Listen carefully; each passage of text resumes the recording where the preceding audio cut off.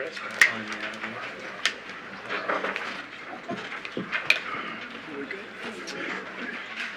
right, you ready?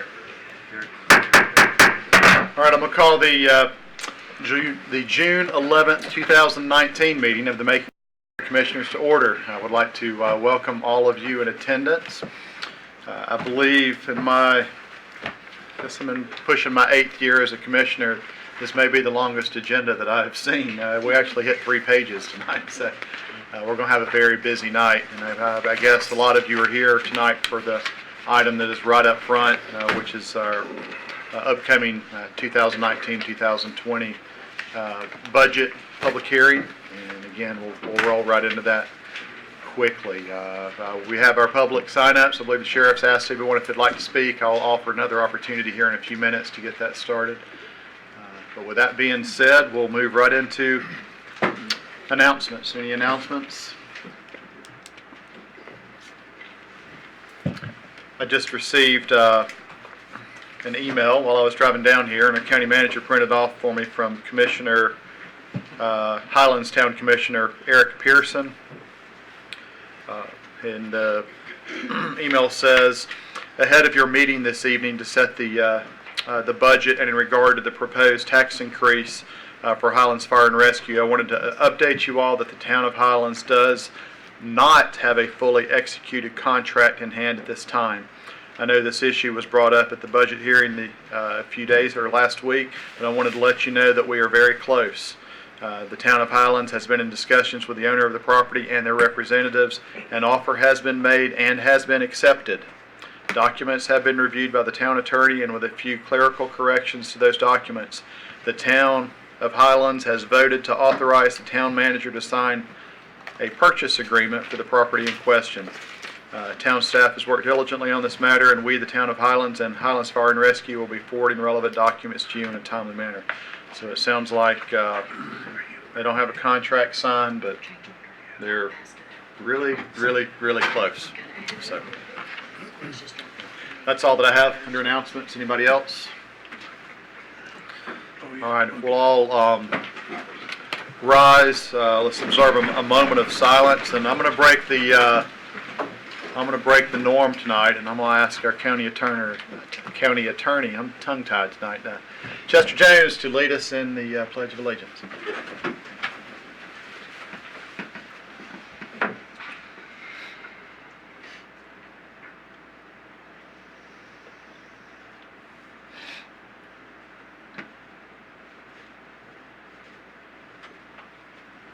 Chester. I pledge allegiance to the flag of the United States of America and to the republic for which it stands, one nation, under God, indivisible, with liberty and justice for all. Thank you, Chester. All right, I'm going to go ahead and gavel in our public hearing for the recommended fiscal year 2019-20 budget. I do not have anyone. Let's see. You got one? Nope, I got several actually. Lenny Jordan, Macon County Library. Welcome, Lenny. Thank you.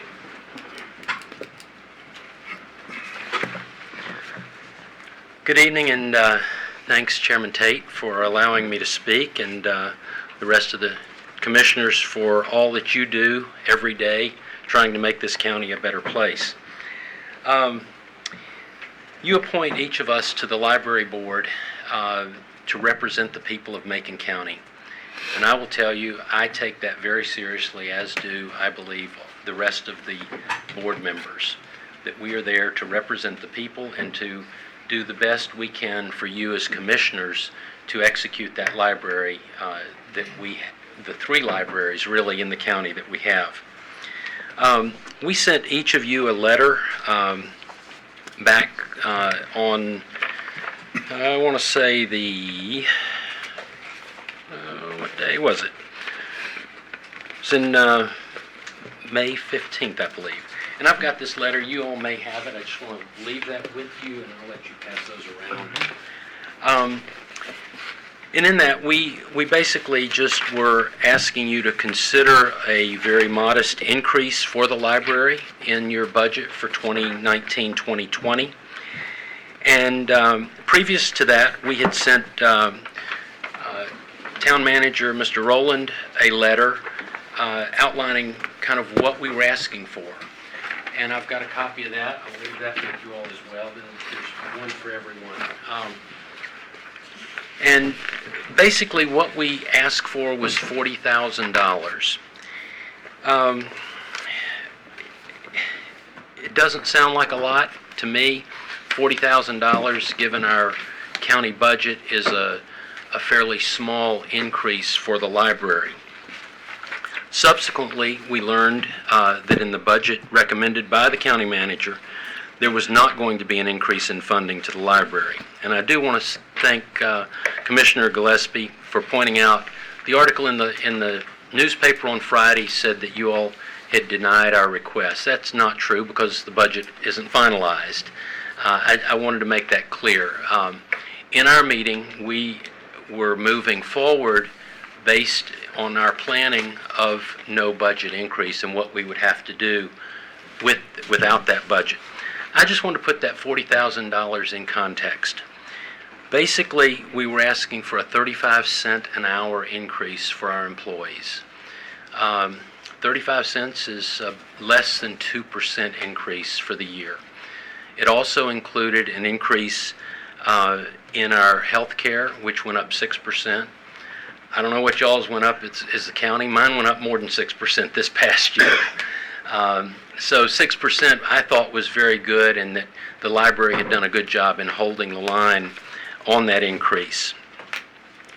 I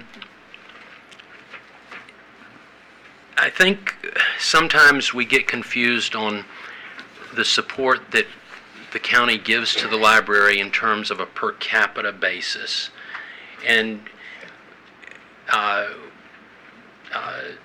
County Manager Rowland has pointed out that you all support the library at a higher rate per capita than the adjoining counties, primarily Haywood, which would be comparable to ours. And that is true on a per capita basis. It's based on a population of 35,000. They base theirs on a population of 42,000. They actually fund the library, the Fontana Regional Library, and their libraries at a higher rate than we do, but not on a per capita basis. They just happen to have more people. The 35 cents I also want to point out is I'm not asking that for Fontana Regional. That's strictly for our employees here in the county, the residents and the folks that live in the county. So I want to make sure that's understood. We asked for a 4% increase. That was the bottom line. That's the $40,000. As a businessman, I can tell you I'd love to hold all of my expenses to 4%. I can't say that I've done that, but I try. But let's break the 40,000 down to the number of visits and access points to the library. We had over 200,000 people access the library this past year. That comes to 20 cents of that $40,000. 20 cents per person. If you take the 200,000 and divide it by the 40,000, it's 20 cents per person. I think that's pretty incredible. So I'm making a last appeal to you to consider increasing the library funding. If not 40,000, why not 50? Oh, I was going the wrong way. Let's go back. If not 40 something, I really feel like something is needed just to keep us level, and I'd ask that you do that. We're talking about all three libraries, and as you know, we're trying to do something out in Nantahala. We want that library to be a vibrant place, just as the Macon County Library is, just as the Highlands Library is. So I would ask for your consideration. Lastly, many of you may not know, and many of the public may not know, this is the 75th anniversary of the Library of Fontana Regional. And the Friends of the library put this little card together, and some of you may have even received it. A bunch of. Okay. It wasn't About meant... 30 of them. Okay, well, it Our was not... refrigerator looks like that. It was not intended to spam you, but we did feel like, and the Friends of the Library put this together on their own at their expense, by the way, not out of our budget, to just let you all know that they do appreciate it. So I just am at your mercy. I'd love for you to consider giving us something in this new budget, and thank you very much for your time. Thank you, Mike. Appreciate it.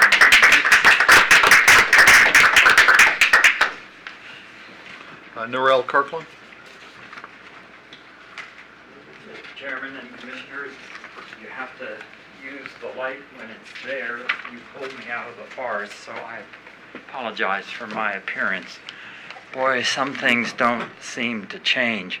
I went to my first commissioner meeting in February of 2002, and you remember the name, Harold Corbin? He was chairman, and I came into this building, and it was held on the top floor. And I didn't know which way to go. The halls were long. There were bars on some of them for the courtroom. But then I heard yelling and screaming and loud voices. And it turned out that Harold was holding a meeting mostly about zoning. And there were people standing in the hallway voicing their very strong feelings. They were very kind, and at that time I was dressed nicely, and they stepped aside and let me in to get a seat. But I'm here tonight addressing the fact that there are some people in Macon County who have retired from the corporate world and possibly the U.S. government, but they have Army pensions or corporate retirement. They're able to handle any kind of increase in the budget. But the budget you have submitted to me, and as a senior, of course, I know I get that discount. Even so, it's an entire month's income that I have to pay.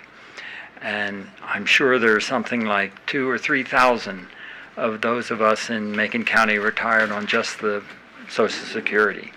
So I'm urging that as good and important as the dog park and the library and the student safety, I'm not so sure about $300,000 for an ambulance, but there are expenses that are certainly worthwhile and needed, and I support that, but we cannot go overboard and say, well, I earn $80,000 a year, it's not going to affect me if I have to pay another $100 in my real estate tax.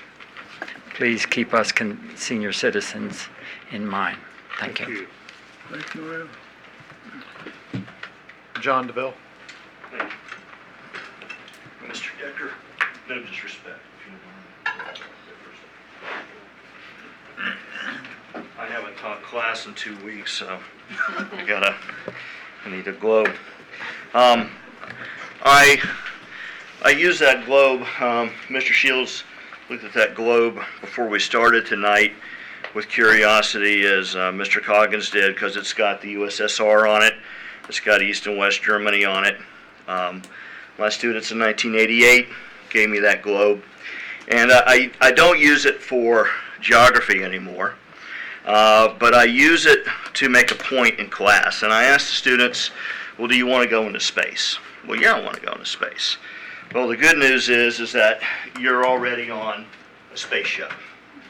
And it's one connected spaceship. And that's a foundation for a lot of my teaching. And I'll end with the globe. Just some observations on this year's budget process. When we started, public schools, public education, County Manager Mr. Rowland benchmarked us. I appreciate that. I welcome that. I would like to see all the departments benchmarked next year.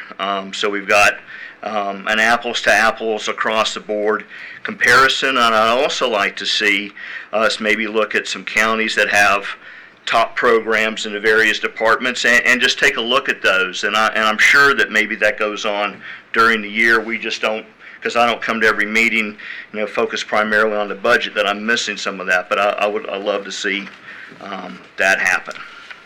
Let me give you some, again, you wouldn't have your official DeVille visit if you didn't have numbers.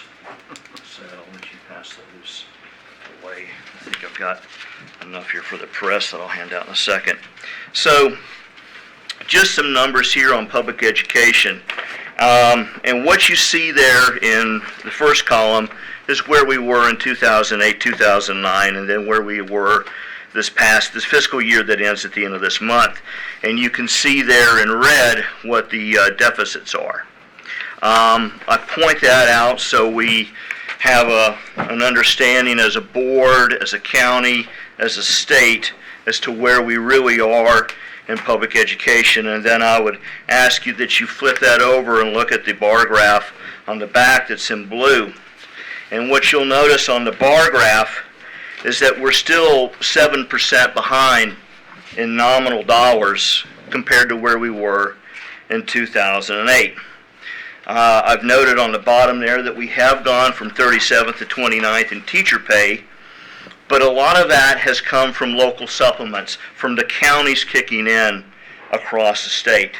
And I would also argue to you that one of the reasons that we moved from 37th to 29th is that we've cannibalized the rest of the budget. We've cannibalized teacher assistants, we've cannibalized textbooks, we've cannibalized school supplies. So we've got the talking point in the state now that we have made great strides in teacher pay, and we're appreciative of that. But I can tell you that every single classroom teacher also values, and very often values more, the tools that he or she needs to deliver an excellent lesson. I would point out to you also that we remain 39th in per pupil funding. That's a recent number, and some of the numbers will be as low as 42. So while we've elevated pay, we are still lagging far behind the rest of the country, and that's important to you all because county commissions across the state are continually being asked to kick in. Wake County just last week added $45 million to their current operating expense budget. They're raising their millage rate 6 cents, and that was, I think, was on a 6-to-1 vote. So put your attention to that one. We made the plea to fully fund teacher assistants so that all Macon K-3 classrooms could have a full-time teacher assistant. You all gave us a lot this time. You've given us the money for early college to keep it going. You've given us the money for our STEM coordinator. It appears that you're going to give us the money for 2 new STEM positions and $120,000, $140,000 to maintain our baseline services. And we are truly appreciative and grateful for all that. We'd like to have those assistants too, and I hope that we can revisit, as Mr. Rowland had pointed out in an earlier meeting, that we can revisit that topic in the fall after the state has finalized its budget. One way to look at it as a teacher assistant is classroom security. There's more to school and class security than chain link fence and SROs. Having that second body in a classroom of 5, 6, 7-year-olds, 8-year-olds, I think is essential as well. We heard the very powerful and poignant words of teacher Angie Phillips. She was asked by the board if she had made overtures to Senator Davis and Representative Corbin to restore funding, and she immediately responded that she had. I encourage this board, as I've encouraged it on several times in the past, to consider a resolution. If we could get restoration of funding at 2008 levels, I think the county would be in a better position to focus more on brick and mortar responsibilities than personnel and supply, soft materials responsibilities. We're looking at possibly doing renovations to Macon Middle School, debt service of $1 million a year. If the state would kick us another $1 million a year, that would take care of that debt service. Finally, I call your attention to a set of figures. I apologize for the small print. The first one's there from the Public School Forum of North Carolina. And what it shows going across the board there in yellow is what our property value rank is, which is 8th. Our actual effort, which is 31st on per pupil. And then the actual effort once you have also filtered in the low wealth and small school funding, which I think is where the discrepancy was between the original benchmark and what Dr. Baldwin came back with, and that rank is at 59th. The one I have circled, and this is where it has been since 1996, is we've either been 95th, 96th, 97th, 98th, 99th, or 100th in the state in terms of relative effort. And I point that out just to point that out as a cluster of data points. So 95th in relative effort, and then the figure right beneath that, 17.7% poverty rate. Then I'll call your attention to what we have here on the back, which is 18 to 26% of folks in Macon County without health insurance. And then I think the number that's the most stunning, and that we are second in the state in income inequality. That's not wealth, that's income inequality. The top 1% making $765,000, and the bottom 99% have an average income of $28,700. That's pretty staggering to me. And I put all those points together to throw that out there as a rhetorical question. Is there any connection between what we invest in the public sphere and where we end up with in terms of poverty and income inequality? I throw that out there as items for meditation. So I come back to the globe, which was given to me by my students in 1988. And I am concerned about what I see as a retreat from the public sphere, a retreat from the commons, to privatize what has been public for a century.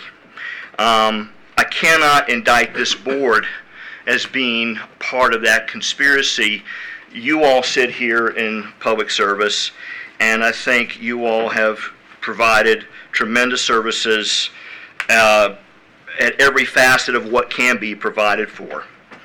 And I am mindful of the concerns that were just voiced here of balancing that millage rate and people who are on a fixed income, people who are land rich and cash poor, versus the demands of public safety, EMS, the library, and public education. Budgets, I think like all things in life, have to be a product of a holistic approach. I think it's a balance of the head and the heart. I think it's a balance of the rational and within our capacity for compassion, our capacity for a vision to invest in our collective futures.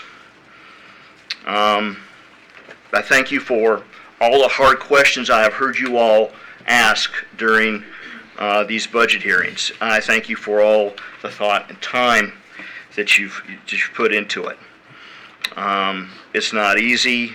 I realize that. And I just want to close it going back to my globe here, the words of President Kennedy. In the final analysis, our most common link is that we all inhabit this small planet. We all breathe the same air. We cherish our children's future, and we are all mortal. I thank you for your time. Thank you, John. Thank you, John. All right, Ms. Molly Phillips, welcome.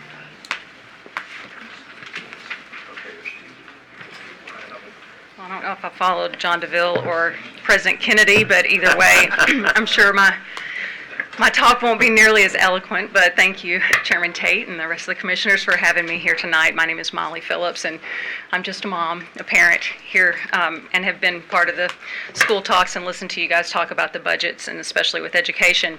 I especially read with interest a couple weeks ago the Franklin Press editorial that indicated that their opinion was that the school was funded adequately is the word that they used. And I feel like they meant that in a positive way, but I don't think any of us want to be described as adequate. I don't think anybody would say, you should come meet Molly, she's really adequate. Or if we'd want to put that on a Macon County slogan, come to Macon County, we're adequate. That's not really what we want to be. So As with the other folks who spoke tonight, I recognize that you have difficult jobs, and there are many funding needs out there that are all very, very worthy. And there are also other counties that also have the same troubles that we have. I think that we can all step up to the plate here.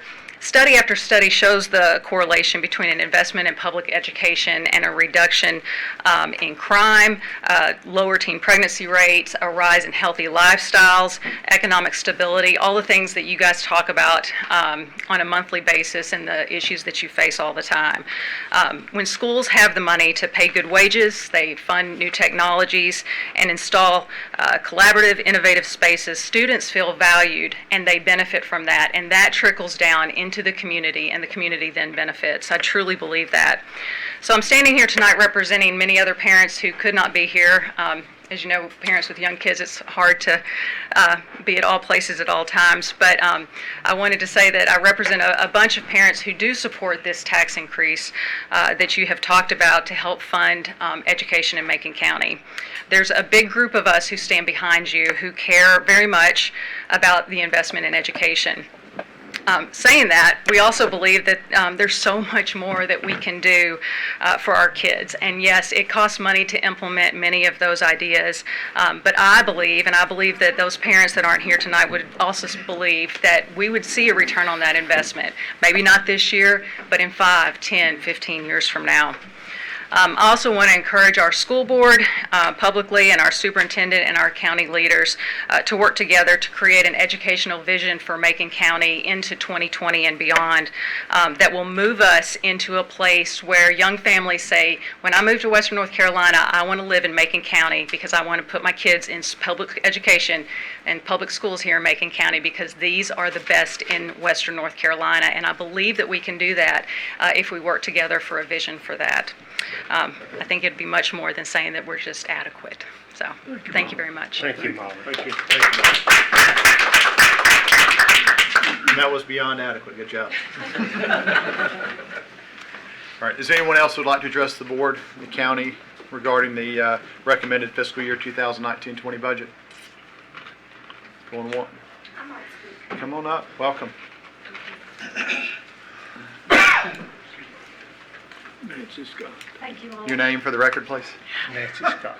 Nancy Scott. Thank you. I'm an elderly person speaking in favor of our public education and our libraries. Yeah, adequate isn't enough. Adequate is not enough. And yet these people produce more than adequate all the time. For our children in our public schools, our librarians, our library board, they make the most of what they have. And I just say we need to strive for excellence always in this county. We used to be so proud of that word, and we used it with our schools. And adequate doesn't do it. So I agree with Molly. We need to strive for excellence, and that requires funding. So I hope you'll consider the requests that were made and consider raising that up a little bit. And I do applaud you in raising the tax rate a little bit. I know that may be hard for some people, but we brag a lot about being the lowest tax rate. We need to brag about having the greatest schools. So Amen. Thank you. Thank you, Ms. Scott. Anyone else? Look good. Mr. Manager, per our last meeting, I think we had, the way I remember it being left is that we were going to let you give us a recommendation based upon what we had heard and feedback from the commissioners. And so it's your turn.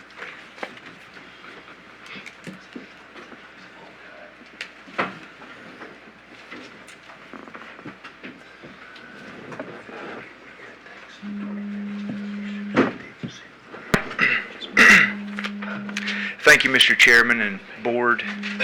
As you stated, we did discuss some things at our June 3rd work session. And just to start off, much of that, it surrounded public education and public education funding.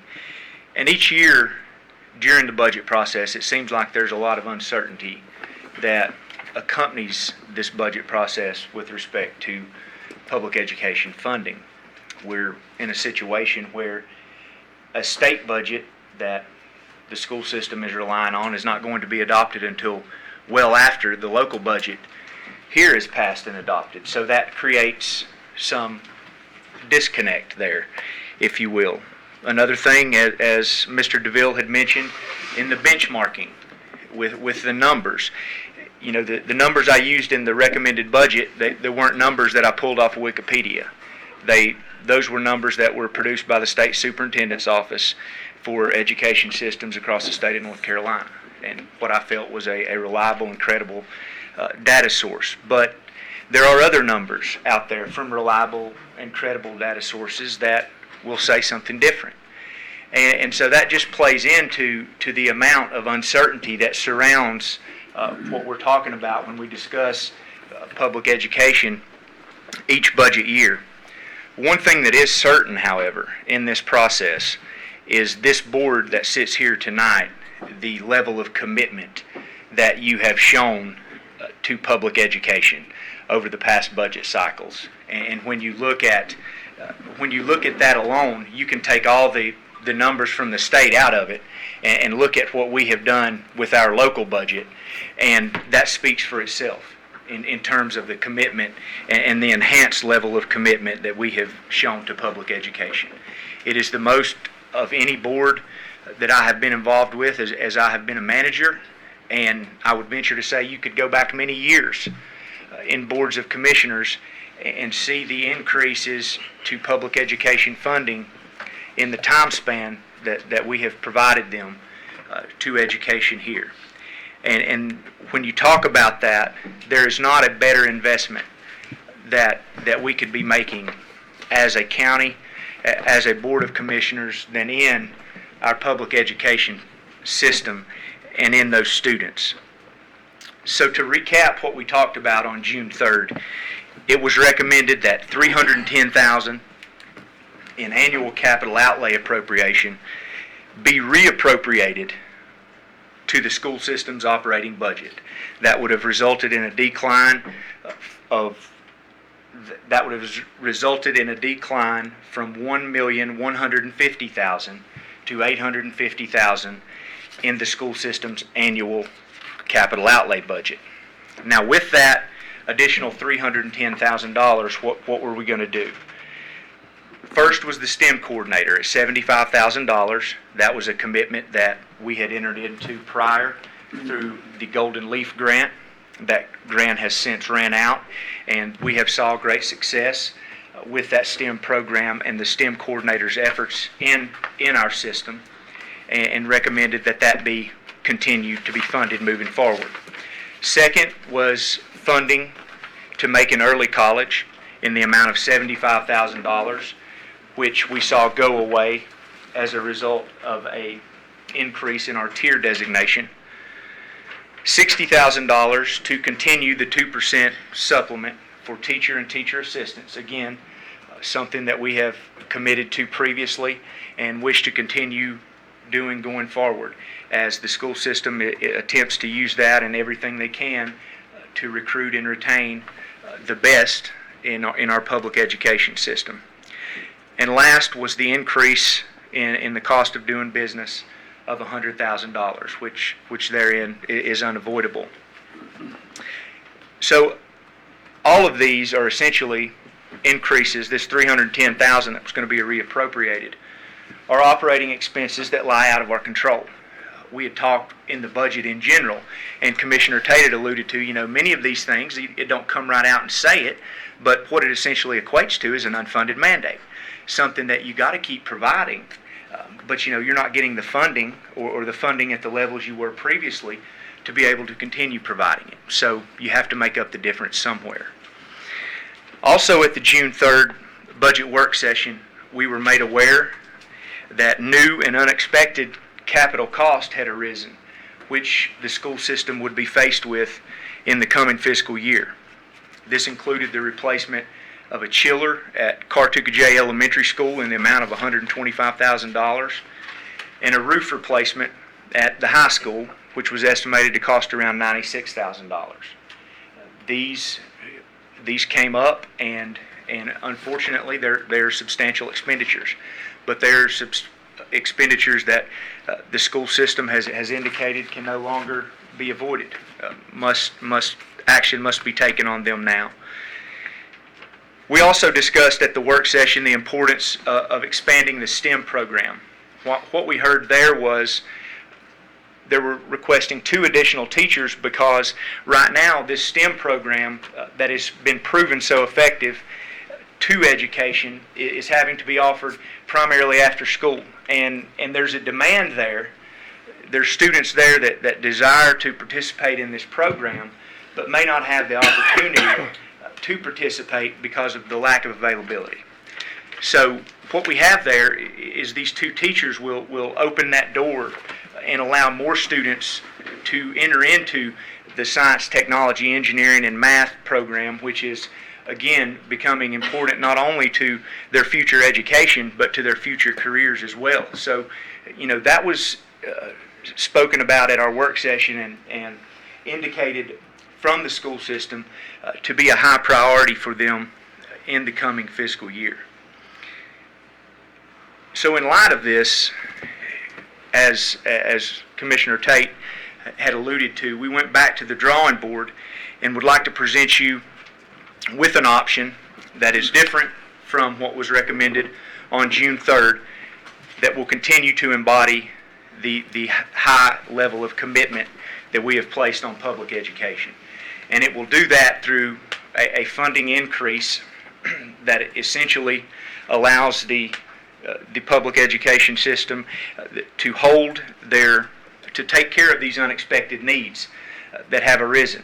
There was some fear, I think, as Chairman Breedlove had alluded to at the last meeting, that these come up and we have a $614,000 technology refresh that we were expecting. Then this could really, with these new costs coming in, capital-wise, this could really have an impact on other things that we expected to have to take care of in the coming fiscal year. So in realizing that concern, I would now recommend to leave that capital flat at $1,150,000.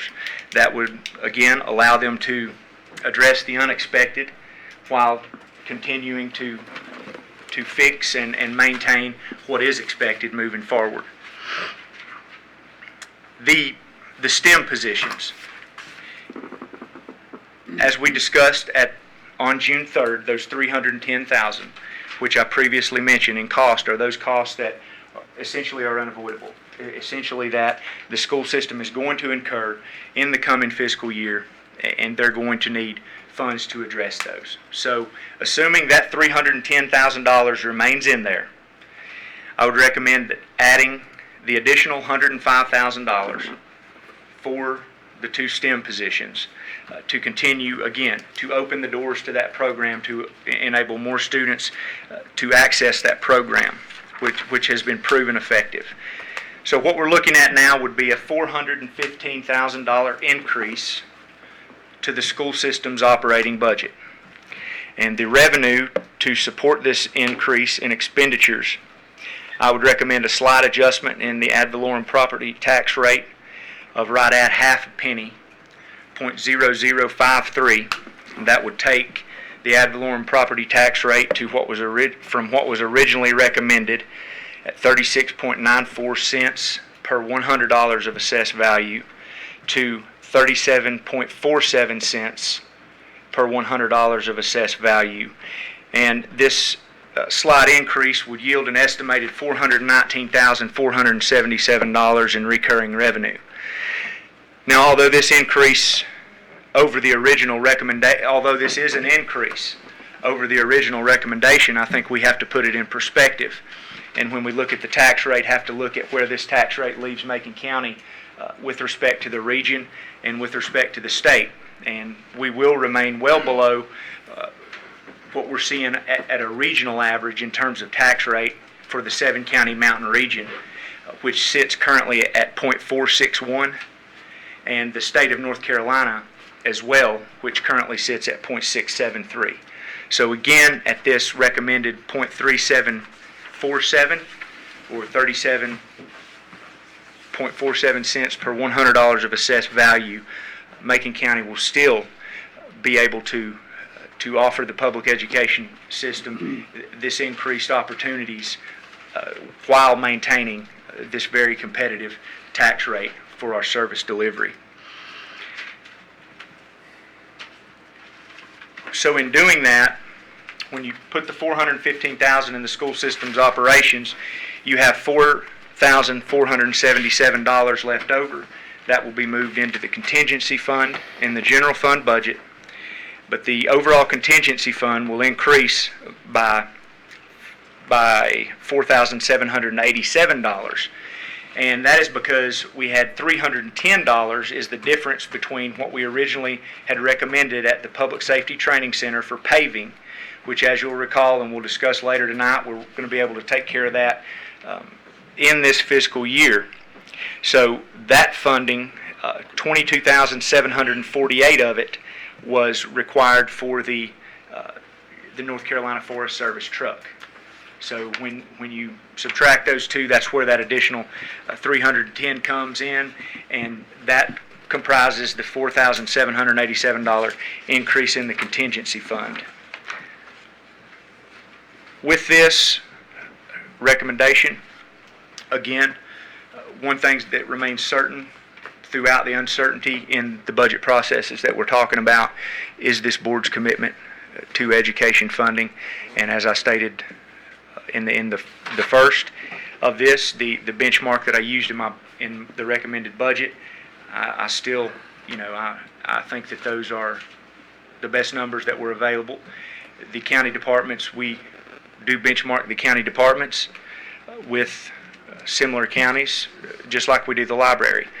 We don't only compare it per capita to the Fontana Regional Library System. That comparison is not only on a per capita basis, that comparison of funding is also as a percentage of the overall budget. So not only are we contributing more than those other counties per capita, but we contribute more as a percentage of the overall budget as well.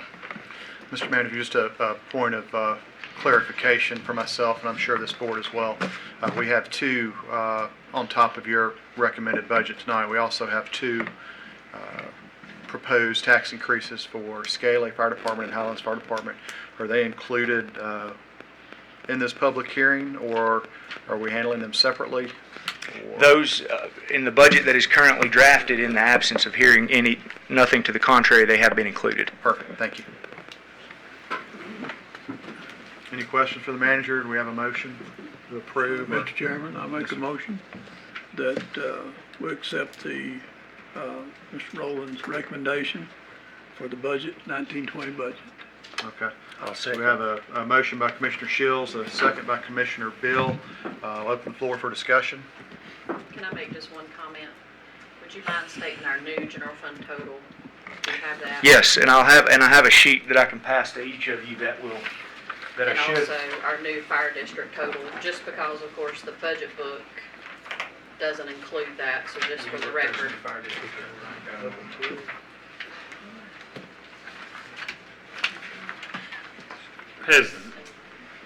This is new to me tonight also.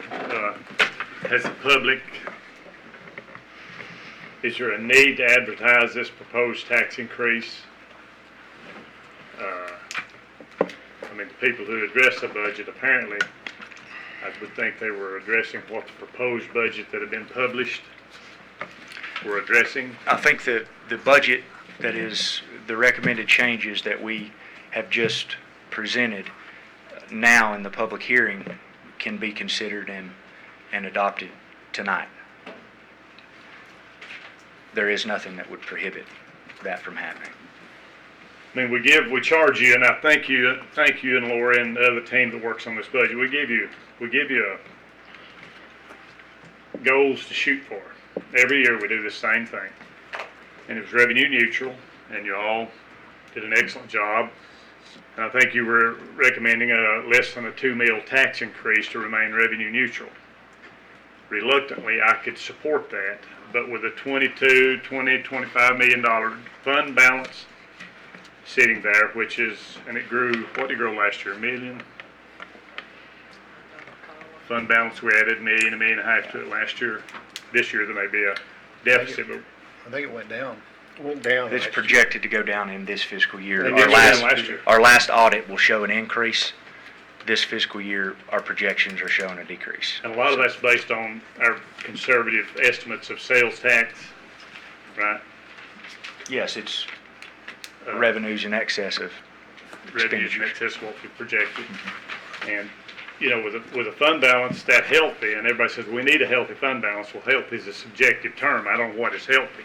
$20 million to me, or 22, 25, seems more than adequate for a viable fund balance. And as far as raising taxes, I would have reluctantly supported a revenue neutral. That was your charge, your team to draft a budget. And we're not talking about just specifically education funding here tonight. We're talking about the whole budget. And if you want to raise taxes to fund one department, how does that affect the whole? I mean, y'all spent a lot of time. You spent what, 4 months, 5 months putting this thing together, and here at the last moment, every year we do the same thing. We make some radical changes, and I'm not picking on education. I mean, y'all would you'd chosen a path to fund education, and if there was a need to increase that funding, then we could have shifted something somewhere else to remain with a less than 2 mil tax increase. Now we're at a 2.5 mil tax increase. Not a significant amount of money, absolutely not. But as heard from one taxpayer here, it will affect them. You know, and I can't support a 2.5 mil tax increase when we charge you to be revenue neutral. Present us a revenue neutral budget. But now that's just I think we can spend down the fund balance a little bit to offset these costs for a couple of 3 years. See what happens with the state budget. But that's probably not a very popular idea. But I'm going to, I made a mistake in the meeting tonight. I need to bring us out of, close the public hearing and bring us into discussion. So I will do so. And we'll continue. I think unless there was anybody that wanted to address what Derek brought up, it might make inquiry Okay. of them. Is there anyone that would like to address what Derek mentioned in the room? Thank you. Any other comments? Commissioner Gillespie, Commissioner Bill, anybody? Couple comments, but before I make my comment, it seems like that a lot of this budget conversation, both our last work session and tonight, has surrounded the schools and being able to adequately fund the schools. I haven't talked to anybody at the school system about that. If you don't mind, I'd like to hear from Mr. Breedlove or Dr. Baldwin and on what their thoughts are on what was presented tonight. Dr. Baldwin, would you like to address that? Or Mr. Breedlove?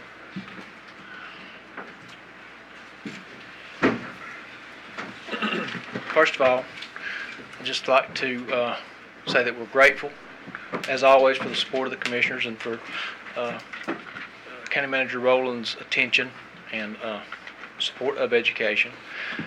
The recommendation that he made tonight is certainly, it's not what we originally asked for, but it will allow us to manage our budget in the upcoming school year, at least based on the projections that we have from the state at this point. But it does go beyond allowing us to manage our current budget and our projected budget. It does allow us to expand, and that's since I've been superintendent, which is now 6 years, next year will be the 7th, that'll be the first time in 7 years that we've been able to actually expand what we're providing to school children in Macon County. That's something that I'm excited about. I believe that our board's excited about that. I know that our teachers and school administrators are. We're excited about being able to provide that opportunity to our students. But we're also excited about the possibilities that provides to the future of Macon County. And we're committed as a school system, as a board, to school employees. We're committed to making the most of those dollars provided by Macon County taxpayers to do the best for what's going on in the schools right now and for the future of Macon County. Are there any questions? I presume that this budget is much more palatable than last week's. Yes, sir. We're excited about the opportunity to expand and do more for our students. Also, probably not about losing your funds in your capital account. Absolutely. Thank you, Mr. Baldwin. Thank you. Thank you. Mr. Chairman, I see Miss Love here. If she wanted to elaborate, she's the STEM coordinator for Macon County Schools. I see her back there. Really difficult for me to sit here and not jump up and down, sorry. But this is very exciting to me, and like Dr. Baldwin said, to expand our programming and provide opportunities for our students that we haven't been able to in the past. And my mind is just whirling of all the opportunities that we're going to be able to provide with these two positions if they're approved at Macon Middle School and Mountain View Intermediate School. So I hear the other people here as far as the burden of raising taxes, but I just want to say that I will do my best to make sure that those positions are rigorous and that they are providing for the citizens of Macon County and the EDC and developing our workforce. Thank you. Thank you, sir. Mr. Chairman, it's been my privilege to serve as a school liaison for 14 years. And you got to remember that some of those years were very lean. If you want to go back and look at 2008, 9, 10, 11, what the school board brought forth for their budget, not only was it not met, it was cut in some places. We did everything we could to where we wouldn't have to lay off teachers. Those of you who were around remember those days very well, Mr. Breedlove. So, in discussions with my colleague, Mr. Shields, and tried to always be a supporter of education, this small, and it is relatively small. It might not be small in money to some folks, and we realize that. But you get to change the millage rate approximately once every 10 years. That's about it. And when the schools, what we decided a long time ago, regardless of what Raleigh does or what Washington does, it's going to come back before this board to keep our schools viable and keep us a really good school system. And we've tried to do that, and that's the reason we've invested so heavily in our schools.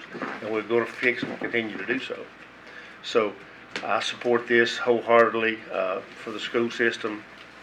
And I agree with Paul, some of it was last minute until Tracy told us last week about the chiller and the roof. We hadn't heard that.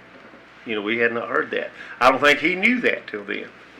So things do happen, and so it's with pride that we can help the school system with this millage rate, Mr. Chairman. Commissioner Shields? I see Tommy Jenkins back here, and we serve on the Business Advisory Council. I'd like for him to elaborate a little bit what the Business Advisory Council, their focus was in this too. Thank you for the opportunity, Mr. Shields. Mrs. Love is right. You know, we feel like the STEM program is essential to workforce development in Macon County, not just for people that are going to be scientists or in upper echelon of the sciences, but if you're going to be a carpenter, if you're going to be a plumber, STEM education works for you. It teaches you how to deal with life situations. And I'd just like to thank Mrs. Love for a great job she's done with the STEM program, and commend the commissioners for approving those positions and the additional education funding. That's essential to making Macon County a great place to live. Thank you, Jim. Thank you, Mr. Jenkins. I've got a couple comments. Anyone else before I proceed? Mr. Gillespie, go ahead. Thank you, Chris, for coming up and sharing that with us. Kind of backtrack just a little bit. I think the county's very fortunate to have county manager like what we have, and a finance department that's led by somebody that's incredibly smart, and a group that works very hard. And they work through this budget and try to meet the objectives that's set forth by this group. And back in April, I sent a list of priorities to county manager that what I thought was important. Are all those in this budget? No. But there's a lot contained in this budget that's important, I think, to citizens of Macon County. I don't want a tax increase. I don't want to pay any more taxes than I have to, any more than anybody else does. But I also realize that's how things are funded. And when you look at this budget and you look at where we could cut some things here and there, we could probably debate this for 6 more months and figure out somewhere to cut it. But when you look at the numbers and you look at the increases, I'm gonna pick on Robbie a little, at least you hear why I pick on him. But there's an increase in our efforts to support Robbie. There's an increase in our efforts to support the school system. There's 2 very real things that we are faced with, as are all counties, and that is educating our kids to be able to perform globally. And John, I appreciate you bringing that globe, but the reality of it is, it's not round anymore, it's flat. Thanks to the internet, it's flat. And we've got to educate our kids so that they can compete globally. And I think some of the funding that is included in this budget goes a long way there. I've talked to some of my colleagues in neighboring counties, and we've talked budget, and the first thing that comes up is the sheriff's department and the war on drugs. And that takes money, that takes funding to fight that battle. So I think this budget contains many things, but 2 things it contains is 2 components that affect a lot of people, affect all of us. So I just want to commend the county staff and my fellow commissioners in reviewing this budget, and hopefully this will help us where we need to help the most moving forward. Thank you. Anyone else before I take off and get on my soapbox?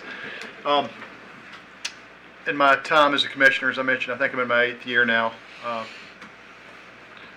We have not had an ad valorem tax increase, but every year I've been a commissioner, our expenses have been going up, whether it's from cost of products to pay increases to different needs, whatever it might be. The costs go up every year, so I can't help but commend our county staff enough for what they've held together with basically a flat tax rate for the past 7 to 8 years. And it's really amazing to me that we haven't had a tax increase in that time, and we've been able to keep it flat based upon, again, the pay rate, the seems like yearly costs of increasing from unfunded mandates that we get from the state to increases with the school system, increases with our public safety, various items. So I'm enamored, and I'm very proud of our staff and this board for help holding it together for so long. And again, I'm amazed that it's not higher than what it is. I am a proponent, as both of my children are in our education system here in Macon County, and I personally want to do all we can. I would love to see it personally triple, but we have to balance what we can spend and what we can collect. And I'm very proud of how efficient not only our government's run, but our school systems are run. I want to provide y'all with the tools y'all need to be successful, but I don't want to provide over that. And here goes on to my next soapbox. I have had a recent lunch and discussion with our county manager. One of the things that I've recognized as a commissioner is that when we go through, the government goes through the budget process every year, there is no incentive for any department to come in under budget. I'm going to pick on our health department to begin with. Generally, if the health department comes in significantly under budget, there's a good chance they get cut that next year for that amount for coming in under. If they go slightly over budget, then you know what, boy, we got to step up and pay a little bit more to help fund that. In the private sector, where I do business, there's incentive to be even more efficient to coming under budget because we make money. And if somebody does a good job, one of my managers does a good job on making money, I'm going to reward them more for being efficient and being profitable for the company. But in government, there's really not that case. I mean, how do you do it? How do you solve that problem? So the county manager and I think, have some really inventive ideas on how we might handle this moving forward. And I'm looking forward to hopefully rolling these out in the upcoming year. I don't want to release too much, but I am in support of this budget tonight, and I'm even more excited about what we're going to be doing moving forward to incentivize our greatest asset in Macon County government, and that's our employees, to work harder, stronger, better, be proud of Macon County, and I hope we can lead y'all in that direction. And I'm looking forward to rolling that out. So. Anyway, with that being said, I'll call the question unless there's other comments. All in favor of the recommended, Mr. Manager? Oh, yeah, let's take the new general fund total, yeah. With the changes, Just for the record. for the record, with the changes as presented, you would be voting on the fiscal year 1920 general fund budget in the amount of $53,253,502. And the fire district total with the tax increases that were both requested is $4,227,042. All right. With that being said, all in favor of the recommended budget, please signify by saying aye. Aye. Opposed? Aye. Let the record state that Commissioner Higdon opposed, a 4-1 vote. All right, moving on. Public, anybody would like to exit before we move on? Thank you. See you later.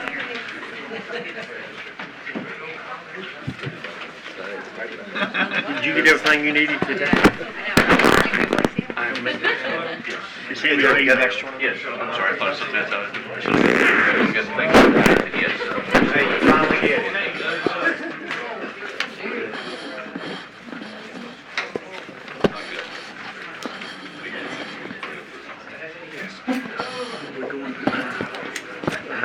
It's up to the chairman. Copy of the actual budget ordinance. Oh, okay. And then the only changes were the two we stated. Good deal. As far as the general fund total. Right thing to do. You can have that in your record. That's the actual ordinance. Put it in this year? that we approved. The only two changes, of course, were the two stated, the general fund total and the fire district total. Y'all can have that for your record. $20 million. This is the new budget ordinance, which reflects the new general fund total and the new fire district total. But it was only made. Yeah. Yeah, it's less than 2 million. They have a slightly higher tax rate. I believe, I'm not positive. Because they went from .0108 to .03. I haven't studied it, but I did look at fire tax.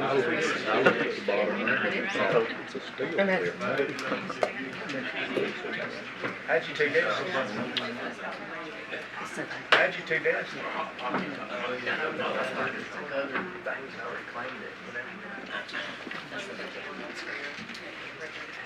All right, I'm about to get settled back down. I'll move us on. Public comment period. Do not have anyone signed up to speak to the board tonight. Not in regards to the budget. Anyone like to address us? All right, additions to or adjustments to the agenda? Mr. Chairman, Mr. Manager, go ahead. I'm sorry. If I could, under reports and presentations, add item number 9B, and that will be a presentation on an opportunity for grant funding by Ms. Kim Angel. Anything else, Mr. Manager? That's all I have. Okay. Ms. Hall? Yes, if we could add I guess it would be new business, like it doesn't have enough already, right? 11G. Yeah, change order number 1 for Brantley Construction on the South Macon project in the amount of $24,076.61. Okay. Anything else, Mr. Attorney? Anything? Yeah, for clarification purposes, the finance officer actually has prepared an actual budget ordinance which is consistent with what's been voted on, but it carries some additional terms as well. Okay. And I think it would be appropriate for the board to actually adopt that budget ordinance. Okay. Can we get a motion to adopt the budget ordinance? So moved, Mr. Chairman. Got a motion by Commissioner Bill, a second by Commissioner Shields. All in favor? Aye. Aye. And also to the budget, Mr. Chairman, the school liaison committee had a meeting with the liaison committee from the schools and Superintendent Baldwin about the Macon middle grade renovation. And tonight, I would ask that the county manager be allowed some time to present what we discussed, and just request for quote to be sent out so we can get a true number of what we're talking about. 11H. Or we can do it under 9C, reports and presentations. It's very We're short. going to take action for it under new business. If we're not, we'll keep it under reports. It'll be action. It'll be an action. Let's put it under 11H. Yes, sir. That's Macon Middle. Yes, sir. That'll be a Macon Middle School Liaison Committee recommendation. Okay. Any further adjustments or changes? Can I get a motion to approve the agenda? Make a motion to approve the agenda as presented. We got a motion by Commissioner Shields, I'll second that, Mr. Chairman. a second by Commissioner Bill. All in favor? Aye. All right. Reports and presentations, update on projects and activities. Mr. Mike Wilkins, District Ranger, Nantahala National Forest. The board is also going to recognize Mr. Wilkins, who is retiring after his nearly 30-year service. All in Macon County? Well, 40 years, I've worked for you 40 years and 29 and almost in the Macon County. Well, we're proud to have you here. Thank you. So I'll be brief, and Chairman and Commissioners, thank you for having me. The first thing I want to brief you on is for several years we've been working on our National Forest Plan for the Nantahala-Pisgah National Forest, and late summer that should come out in draft. It'll have 4 alternatives. Went through a tremendous amount of public comment, public meetings. It'll be important for you, the county, to tell us what your needs are when you look and analyze those 4 alternatives, as well as the citizens and groups that are out there that want to talk to us. A few highlights, in my 30 years here, we've never had an ice storm like we had last December. It took us about 6 weeks, everybody on board. Didn't really happen in low down, but a lot of our roads are on higher elevations, and we really had all hands on deck in January, February, and early March. We've got 2 timber sales coming up this summer, and those objectives are normally for wildlife, early successional habitat, and to have mass-producing stuff when those trees are middle age. Got 6 active timber sales going on across the district, 4 of which are in Macon County. These days, we no longer grade our open roads twice a year due to funding, but we do grade them once a year. I know y'all will get some complaints for us sometimes, but we just finished in grading the whole district, all the open roads, and both contractors, I think, did an excellent job. Just had Fish Day in Macon County, and then we also earlier had a disabled fish day over in Jackson County at our Balsam Lodge. We just also recently got about 90% done for a new parking lot at the end of the Bartram Trail out on Hickory Knoll. We did that. Actually, the little parking lot is on Mainspring's property, and it was kind of a joint effort with Mainspring, the Wildlife Commission, and the Bartram Trail Society. So we're kind of happy to get that done because really there was not good, safe parking. Late summer, I hope to advertise a contract to do major fixing of the parking lot at Whitewater Falls. Very popular, 80,000 people a year again, but that parking lot has a major crack, 6 to 8 inches, depending on where you are. It's subsided, and we've got to fix that. That'll be fixed with fee demo money that we have collected, those recreation fees that we kind of collect and save up to do such as that. We would have had a design by now to expand the parking lot at Whiteside Mountain. That's an issue for us, and the sheriff and his folks have to help us sometimes. But really the hurricane on the coast sucked in a lot of resources, and still our limited staff are working on some of that. But I do hope that maybe by winter time or spring we'll advertise a contract. Again, that is fees that we've collected and saved kind of to do that. We're also working on a contract probably into summer to replace all the plumbing in those 2 large restrooms on the Nantahala River. You know, we get about 150,000 commercial trips a year, and a lot of private paddlers on that. Those things are getting old. We're also hoping by the end of summer to put out a little contract to fix the access trail to Silver Run Falls and the Grimshaw's area. We did about a third of the Grimshaw's area with our folks last summer, but we've got to have some other parties, so we're going to contract that. Most of the rest of the recreation program, this is our busy season. We work with 8 different trail volunteer groups. We do a lot of work this time of year with the Wildlife Commission, and they do a lot of good work with us and for us. This time of year we do a lot of, last 7 or 8 years, a lot of spraying for non-native invasive type plants. We actively manage 300 land use permits and 100 recreation permits. Those would be outfitter guide permits. Maybe 10 or 12 would be special events, races on the river or foot races and that kind of thing. And that's probably the highlights. I just want to thank really the commissioners, county manager, the sheriff department. This couldn't be a better county that is supportive of your national forest. And my employees, myself, view ourselves as stewards of a great national trust, and so this is a great county to have worked in and served you in. So anyway, I thank you for all your support. Y'all are always really good and supportive of us, so I thank you. Mike, before you head out, we'd just like this, the county would like to present you just a little parting gift, a little recognition, so I'm asking Commissioner Bill to come around and meet you. All right. When's your last day, Mike? July 3rd is my last working day. You'll be here in a hurry. Congratulations. Yeah, You staying here? I am. I'm out in Cowee Valley. How many grandchildren?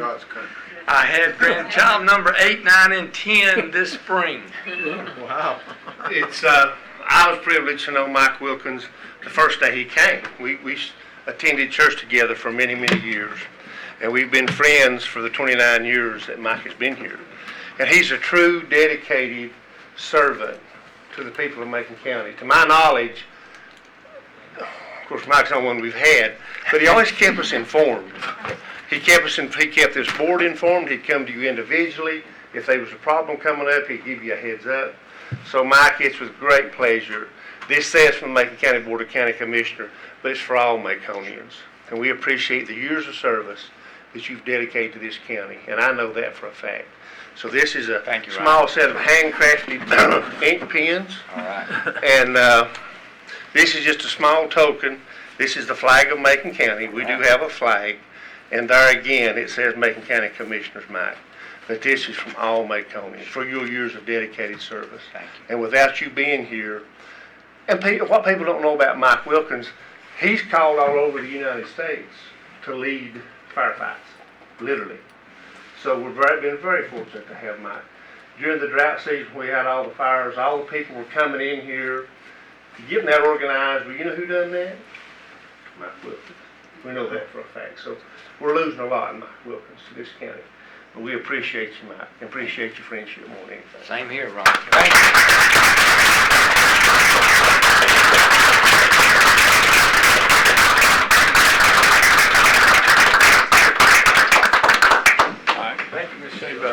Melinda has a list for him.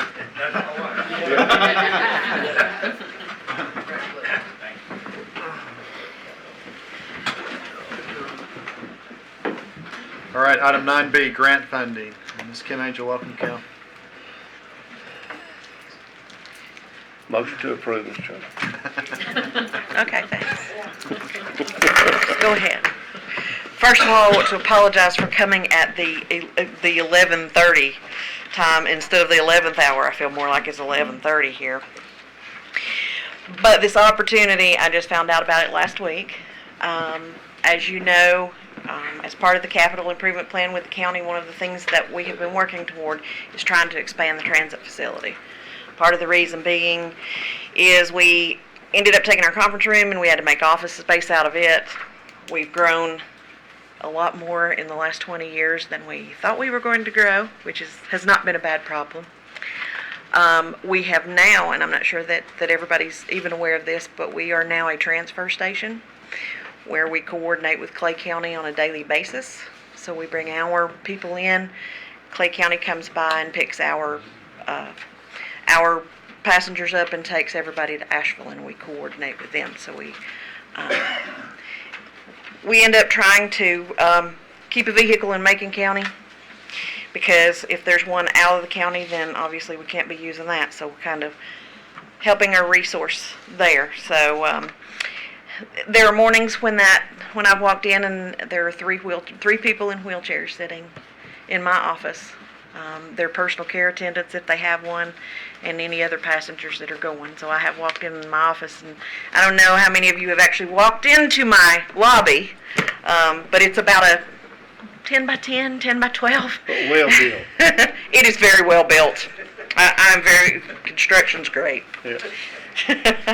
So, long story short, NCDOT has made several attempts at applications for federal money. Rural systems cannot apply for particular funding on their own, so it has to come through a state. So the state actually combines, there's 5 or 6 of us across the state, they're trying to help get funding for their facilities. They've tried 2 or 3 times in the past. It's a competitive grant, so they're competing nationally, and they have not been successful. So they are going to make another attempt, and like I said, I just got the email last week, and they're wanting to know, we have to have all of our documents in by Friday if we want to be included in this particular round of grant applications. So the plan would be, as far as our facility, and like I said, there's been work done on it. I actually do have copies of this to give to you. There has been work done on it. We'll be asking for about $418,560. I don't know if the state is going to put any portion of the match in. If they do, it will be 10%. If they do not, the match will be 20%. If it's 10%, that's going to be $41,856. If it's 20%, it's going to be $83,712.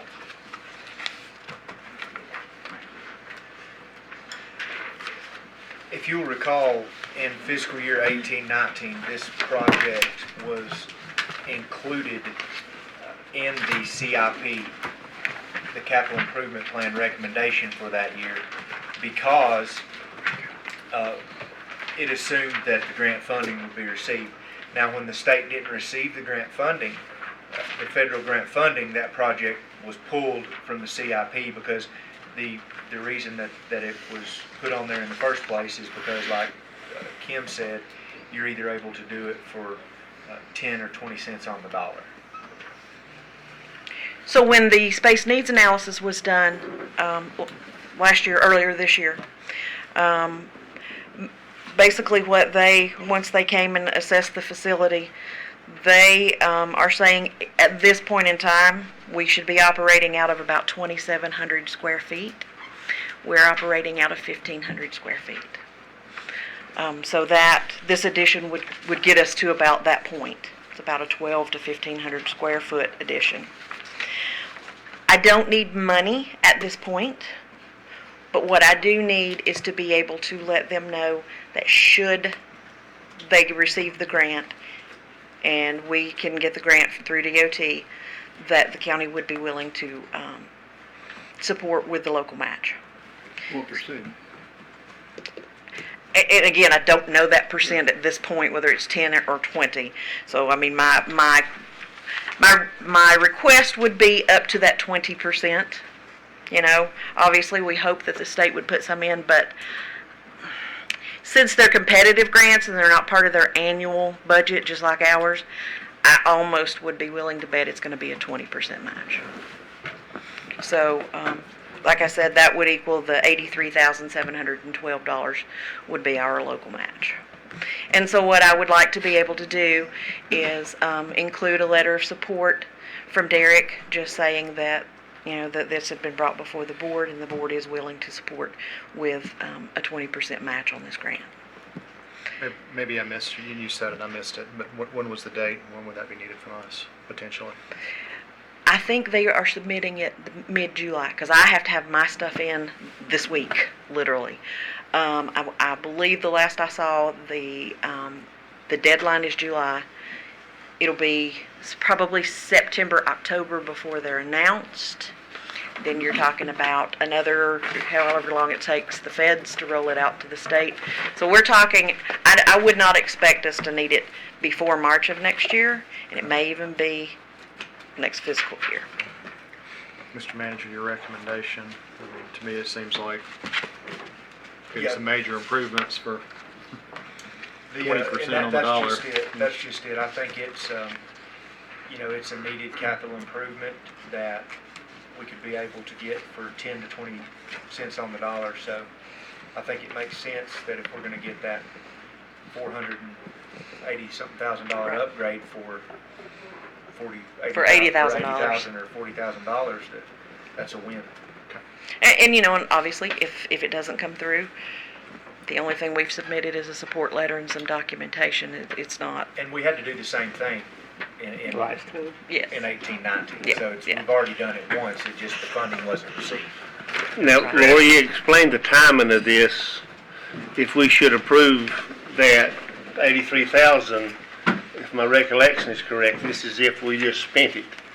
If we approve that tonight, so would that be, if we make a motion that it become out of fund balance, would that carry to next year into the new budget we just approved? Our new budget don't go into effect till July 1, so. Yeah, I would say tonight, you do the support, and then if Kim finds out, hey, I've got the grant, we need 20% match, then she would come back to the board, and we would officially appropriate fund balance, contingency, you know, whatever. I think in your letter, it's got to say that this board is fully supportive of the match, basically. Yes. That's I mean, what it's gotta pretty say. much saying that, hey, if you get this grant, we'll Okay, provide I the understand. match. So, but that don't foul you up at this point, okay. All right. Yeah, and I, you know, and that's why I'm kind of comfortable with saying, I just need to let them know that the support is there, and then of course, you're very well aware that I'll be coming back if it gets approved and say, you know, Okay. let's go with this. So. How do you work that into the CIP?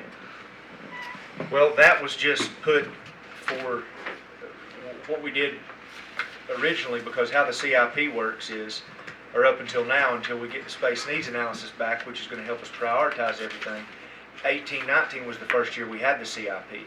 So the projects that were recommended in that year was one, if it was going to be grant funded. So that would have required, you know, at that, I think we would only be required 10% last time of the 400,000. So there again, that was what we put in the recommended budget for you all's consideration, that because it represented a $400,000 capital improvement, we could get for 40. So it moved it up on the list because there were other funds coming in. It wouldn't have strictly been county funds. Although the board approved that with the budget in 18-19, we were never able to move forward with it because we found out later on in the fiscal year that the funding wasn't received. Right. But until we get that prioritization mechanism from the space needs analysis back, 18-19 and 19-20, like this year, or in this current fiscal year, the LED light replacement project, again, that was a project. It was going to be an expenditure of what we originally budgeted at $180,000, I think, but it was going to pay for itself in the first year. So that being the case, it got bumped up the list simply because electricity savings, this project will pay for itself, so it makes sense to go ahead and fund. So that is what we've been using up until now, that we've been providing in the budget, in our budget notebook. But when we get the space needs, it'll add another layer to that of those facilities that are most needed after the evaluation of the architects and engineers in that firm. And this project will be included in that, though. This project This is is not a included. standalone. And they evaluated, they went in like they did every department and evaluated Kim's department. But, with not having the luxury of that final report yet, it actually weighs more heavily on, we have to weigh more heavily, or we have been administratively weighing more heavily on the fact that this is going to be 80% grant funded. So we can do more with it. We have an opportunity to do more with less. And the grant funding, that's a window. This is a 1-year window that this grant funding is available. So time is of the essence on those things. So that's why that it had been bumped up previously. And we never know exactly when FTA is going to do a call for projects and release those discretionary funds. So that's why I kind of, the last couple of years it's been, I think it was August last year when I was here, and so this year it came out a little earlier, and it's just when FTA releases those funds, and I can't ever say, okay, next fiscal year I want to put it in there, because next fiscal year it may not be available. With those discretionary grants, they're not based on the fiscal years. They're based on when they release the money. That grant funding stuff, some of it like trying to tie your shoes in a washing machine.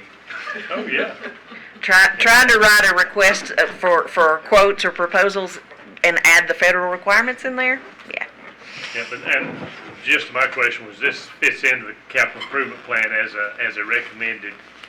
Yes, it has previously been in the capital improvement plan, slated for funding, slated for local match, but it did not get approved when the state funding was not approved. Can we get a motion for or against? Mr. Chairman, I'll make a motion that this board authorize the county manager to write a letter that in support of 20% of the total not to exceed $85,000. Now we've got a motion by Commissioner Bill. Yes. A second by Commissioner Shields. Any further discussion? Just to add to that, that money will be taken from the general fund balance. Should Because it's not reoccurring money. But we're not amending the. We're not amending the budget to do that, but that's where it'll come from. All right. All in favor signify by saying aye. Aye. Aye. Opposed? 5-0, Mr. Decker. That's the end of our old business. Before we step into...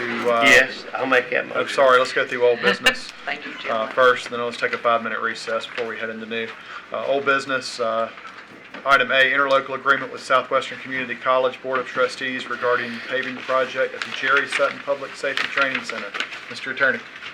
Gentlemen, I handed each of you a package of documents. The top one is the interlocal government agreement. Last meeting on the 3rd June, there was discussion about utilizing the county's remaining balance of this fiscal year's contingency to help and assist Southwestern Community College with a paving project over at the Jerry Sutton building here in Macon County campus over in the industrial park. The total project for paving there was going to be $50,160, and the county, as I understand it, had $46,000 left in its contingency that it could use. It was a little more than that, but I don't have that number on me. Because last month they approved whatever was left in contingency. I can run get it. Your agreement calls for $46,000. Let's just stay with that. Yep. And basically it says that you're going to provide that money to SEC for that purpose, and SEC will get this job done and will take care of the balance of the expense in doing so. And if it runs short, it can request the county for additional funding. The county is not obligated to provide it. Can I get a motion to approve the interlocal agreement? Any questions? Go on, man. Sorry. Mr. Manager, I sent you an email about this. I think just a point of clarification, there was two prices on there, and you're gonna have to help me with the numbers. It's 50, the actual project it was about 53,000 with the taking up, the retaking up of the pavement, which they thought, or 50,000. Just for capping. Yes, And then the 60, there was a $60,000 that included. Options 1 and options 2. One was a matter of pulling the old pavement up and starting over. One was cleaning the surface, putting a tack coat on and 2 inches on top of it. so I just wanted the board to be aware that what we're approving is capping what's there. And that surface that's there is pretty decayed. So just want to make sure that we're not spending $50,000. Should we, I mean, Ronnie, Let me interrupt, Mr. Chairman. Will SCC pick up the balance to take up the old pavement? Do you know that? no, I don't know that. And I think that's something that we had hit on last meeting, that we were gonna put this money to it in this fiscal year, and then we were gonna discuss how the remainder would be picked up in the next fiscal year, but. And my concern, we talked about picking up, they were gonna try to pick up 5,000, Yeah, 6,000 or but that's just something. for the recap, not for the Right. tearing up So and putting I just down want to new. make sure that everybody on this board understood that what we're talking about is capping it, and if anybody's got any concerns about that versus taking up asphalt and putting new down, we can discuss that whenever we need to, but I just want to make sure everybody understood what this was, because after going out there and looking at it, I don't know enough about paving, but looking at it, there's some areas that's really beat up. And my experience is those cracks come through pretty quick. Chester? Gentlemen, if y'all go to page 2 of the interlocal government agreement, there's a number 5160. That number needs to be 4160. So if you'll make that change, and I'll make the typewritten change to that document. Commissioner Gillespie, based upon your comments there, it seems to me like we just want to, I'm not an expert on paving either, but it seems like to me we want to have a recommendation on what the Southwestern Board. Also, if we may, if we're going to take a short break, our finance officer has offered to go back to Hearn Oaks and see the exact sum that was budgeted for this, and we can insert that number. And that would probably be more appropriate for her accounting standpoint. Well, if this board's okay, we'll stand in recess for 5 minutes. So just one comment on the paving, Mr. Chairman, as we consider what Commissioner Gillespie said. Usually when you get to the deteriorated condition like that is out there, you also lose your base. And if you lose your base under asphalt, you lost it all. So, and that's usually what happens when you. So I think it'd be imperative that if Carl has looked at it, that somehow we either let, if they don't have the money, Mr. Manager, how much was it with taking the old asphalt up? 58 and change, I believe. 68, so another 18? 58. So another $8,000? I've got those numbers if you hold this phone. I was thinking it was another 10. I was thinking it was. Yeah, I was thinking it's about 10 I was thinking more. it's about 10,000. That's when I started questioning, went back out and looked at it, because I thought, we're spending 50, and for 10, I can get this back to original state. If I was doing it, Yeah, but because you lose your base if it's deteriorated. it's a no-brainer to me. You lose the base. So that's why. 62.9. 62.9? So Versus 12,000 more. 5160. 12,000 more. All right, well, let's get that number exact. Let's stand in recess for let's see 5 when we're minutes. ready. We'll come back.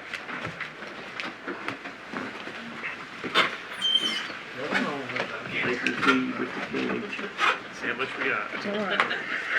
We can be all night and sleep by the time it's right.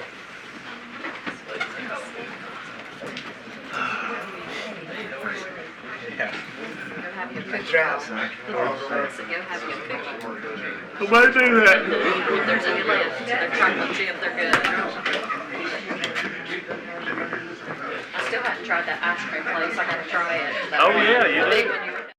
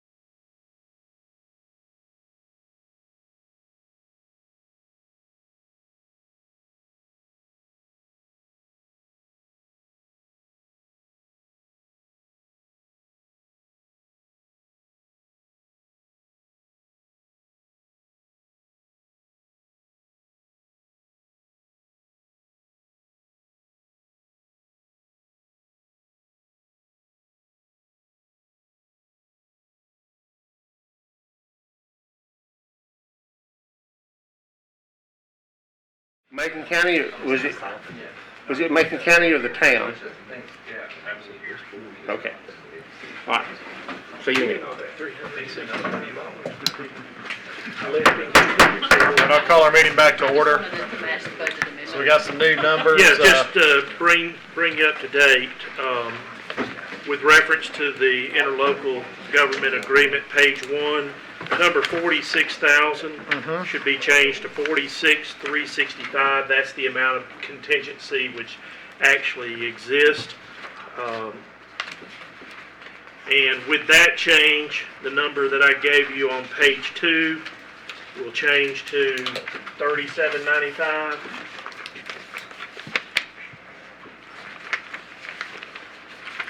And those would be the changes. I can't speak on this, but I think you can have, if they cut out the bad spots and dig them out and retouch them appropriately, it can fix it, but I don't know what the proposal was, so I think in my opinion, we ought to let the Southwestern Board decide the route they want to take. I guess if the board needs to come back and ask us for additional funds to help with that, we'll discuss it at that time. But I talked to Dr. Thomas while we were on break, just to get clarification on this. And it's his understanding that the capping was just what it was. It's to clean the existing surface that's there and cap over everything that's there. They got a, call it A and B option, if you will, to demonstrate that they looked at every avenue possible in regards to saving some money. So, sure. I think it's safe to say that they agree that that's a pretty good value for taking all the asphalt up and starting back with the clean surface. Chester, could we approve this based upon the noted changes and let the county manager execute? Yes, I think you can. Now, as far as with the changes in numbers, now, if Southwestern Community College, the board gets together and says, we really thought this, then at that point in time, they're going to need to come back to us and amend this agreement, which I think is fine. But the long and short of it is, in order to use your contingency, it needs to be spent in this fiscal year.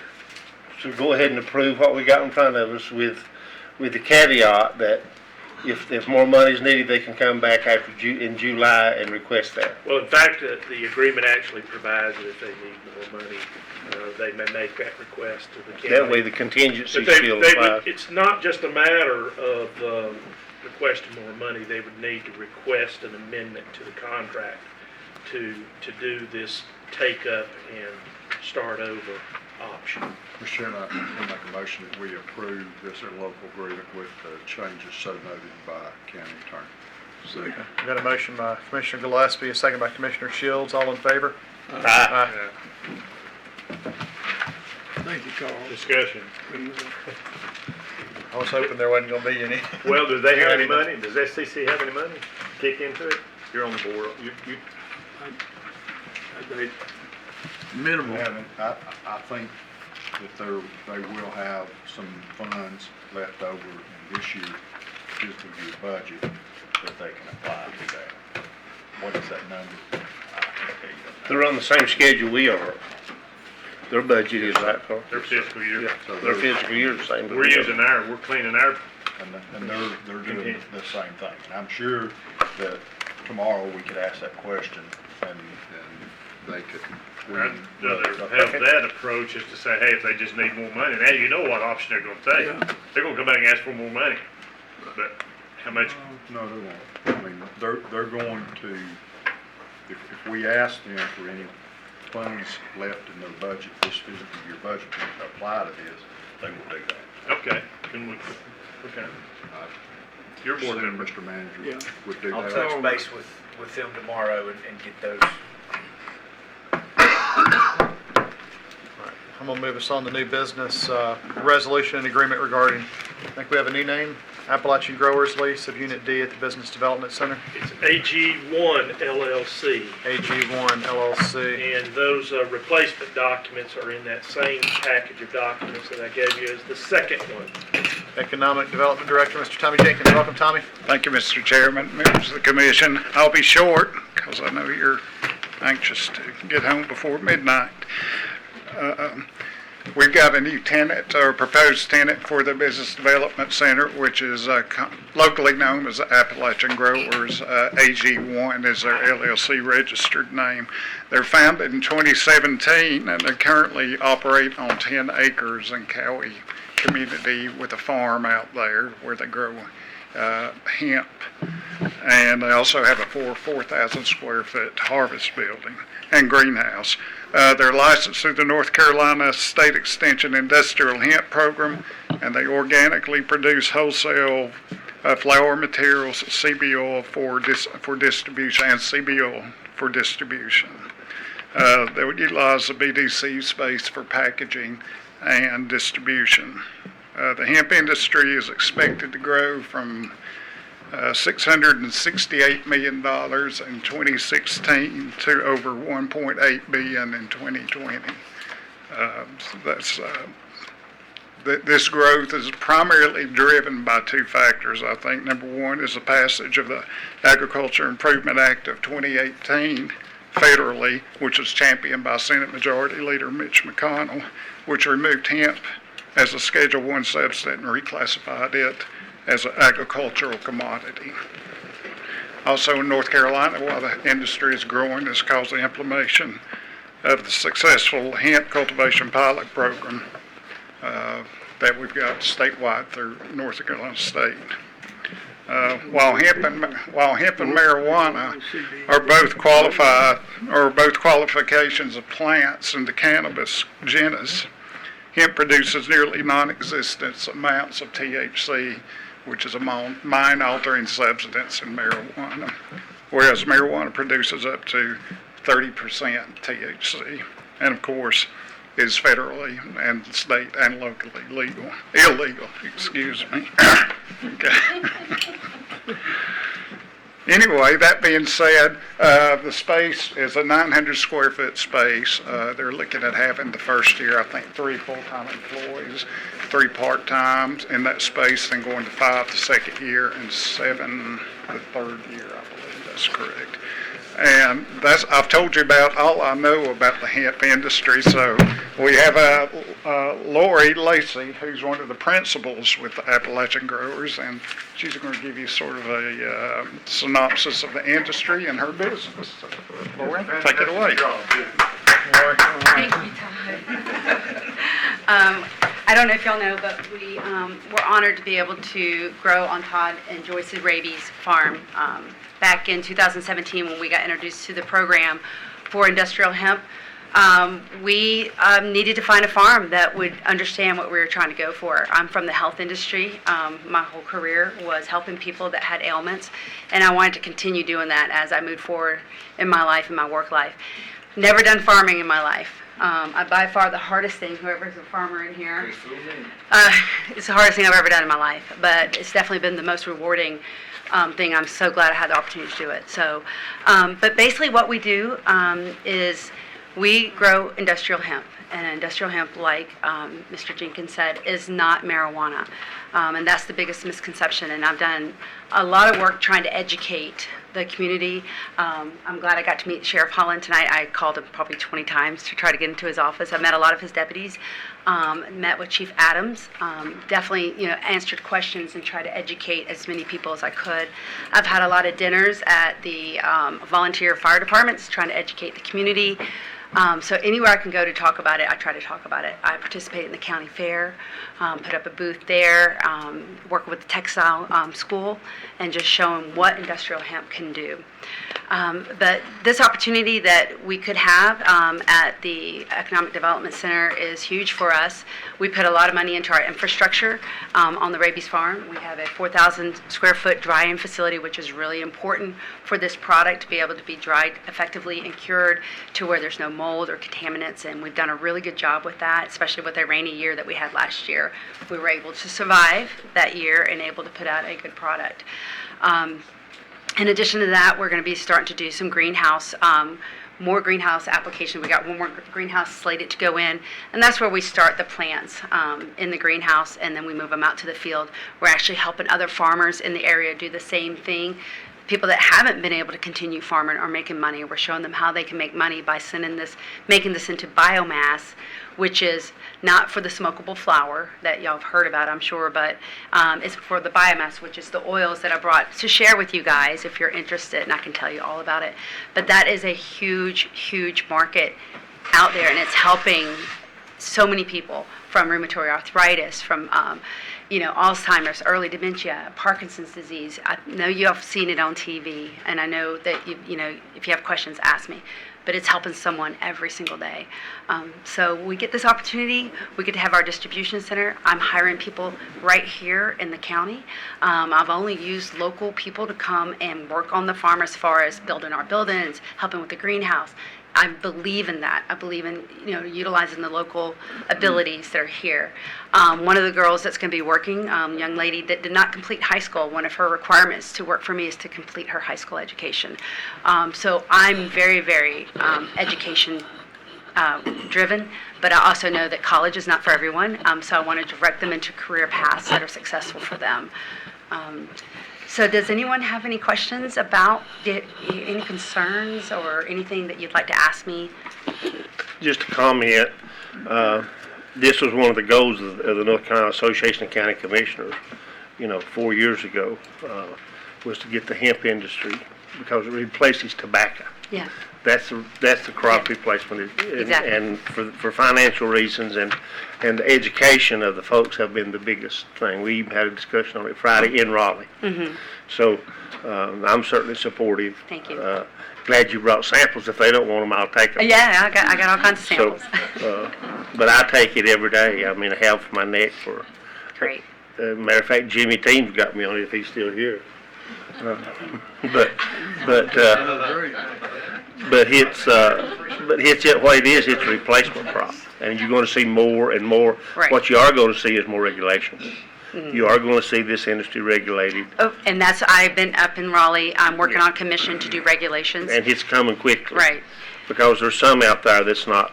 No, I agree. I've done so- all my testing, everything. I did $6,000 worth of testing last year, everything from heavy metals, pesticides, mold, yeast, everything that I need to. I tested the water, the soil, everything is clear. We're going through our organic certification to make sure that we're giving everybody the best product.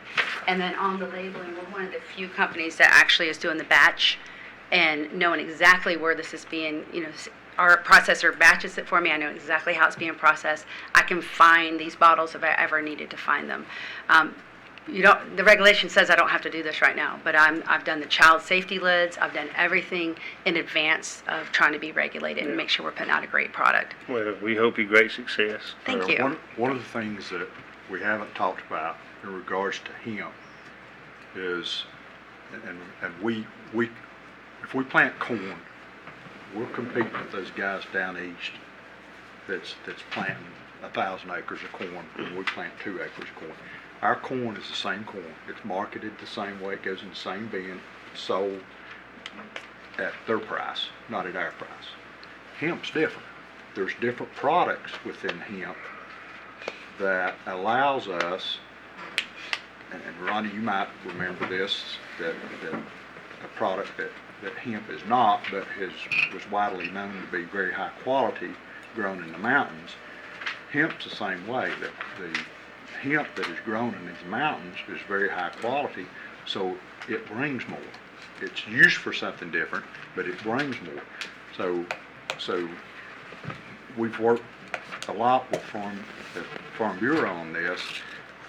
Those of us in the mountains see a lot of value in this product because it's enabling our small farmer that typically has to compete with the guys down east with a 1,000-acre corn patch. It allows us to compete with them because we're getting so much more for our product. Mm-hmm. So I think this is a huge deal for Western North Carolina and our small farmers. And that being said, I'm really humble when people tell us that we actually produce some of the best product in the state here in this area. And I think it's exactly what you are saying. Not only our diligence and our care, but I think the soil and the climate and what we have, to offer it. So it's definitely been successful.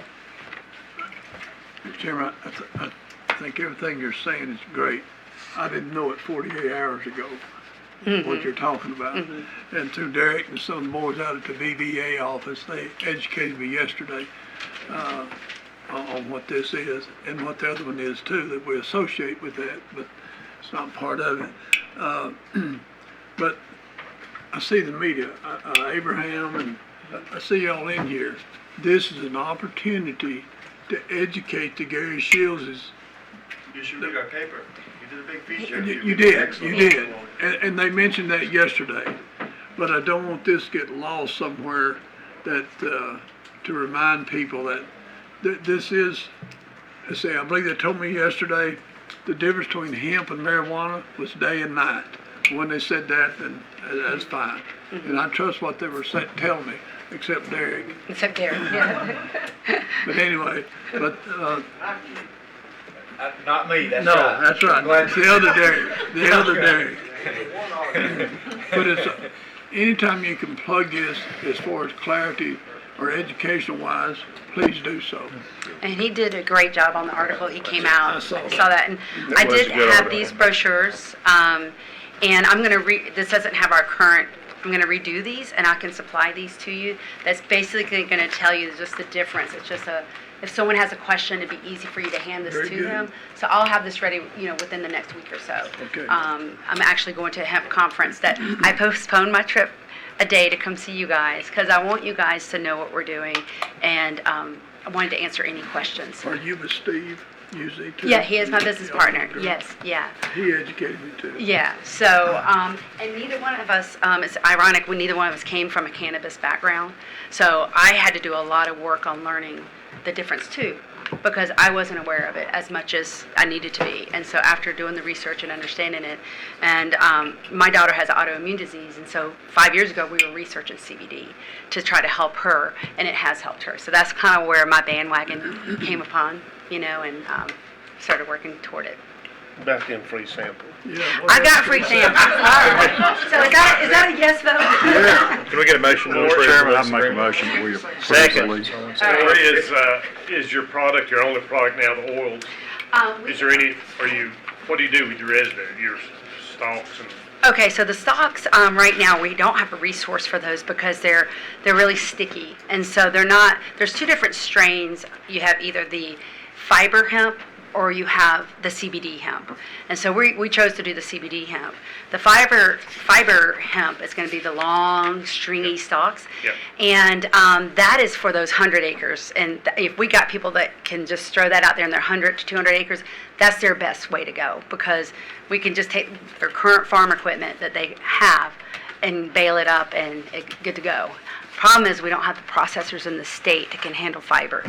So I wouldn't want to lead a farmer to do that yet until we had that infrastructure set, because they'd be having to find a place out in Colorado or Kentucky and stuff like that, and it's just not going to, too much competition in that little area. So until we can get that infrastructure in, then we're going to stay with this because we have the processors for that.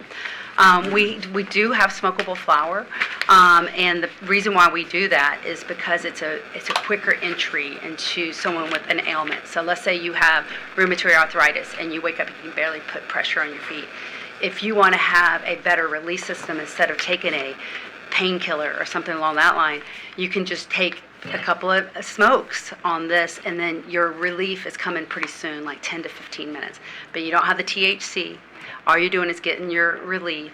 One thing I wanted to mention is that some of my workers have used cannabis, THC-driven product.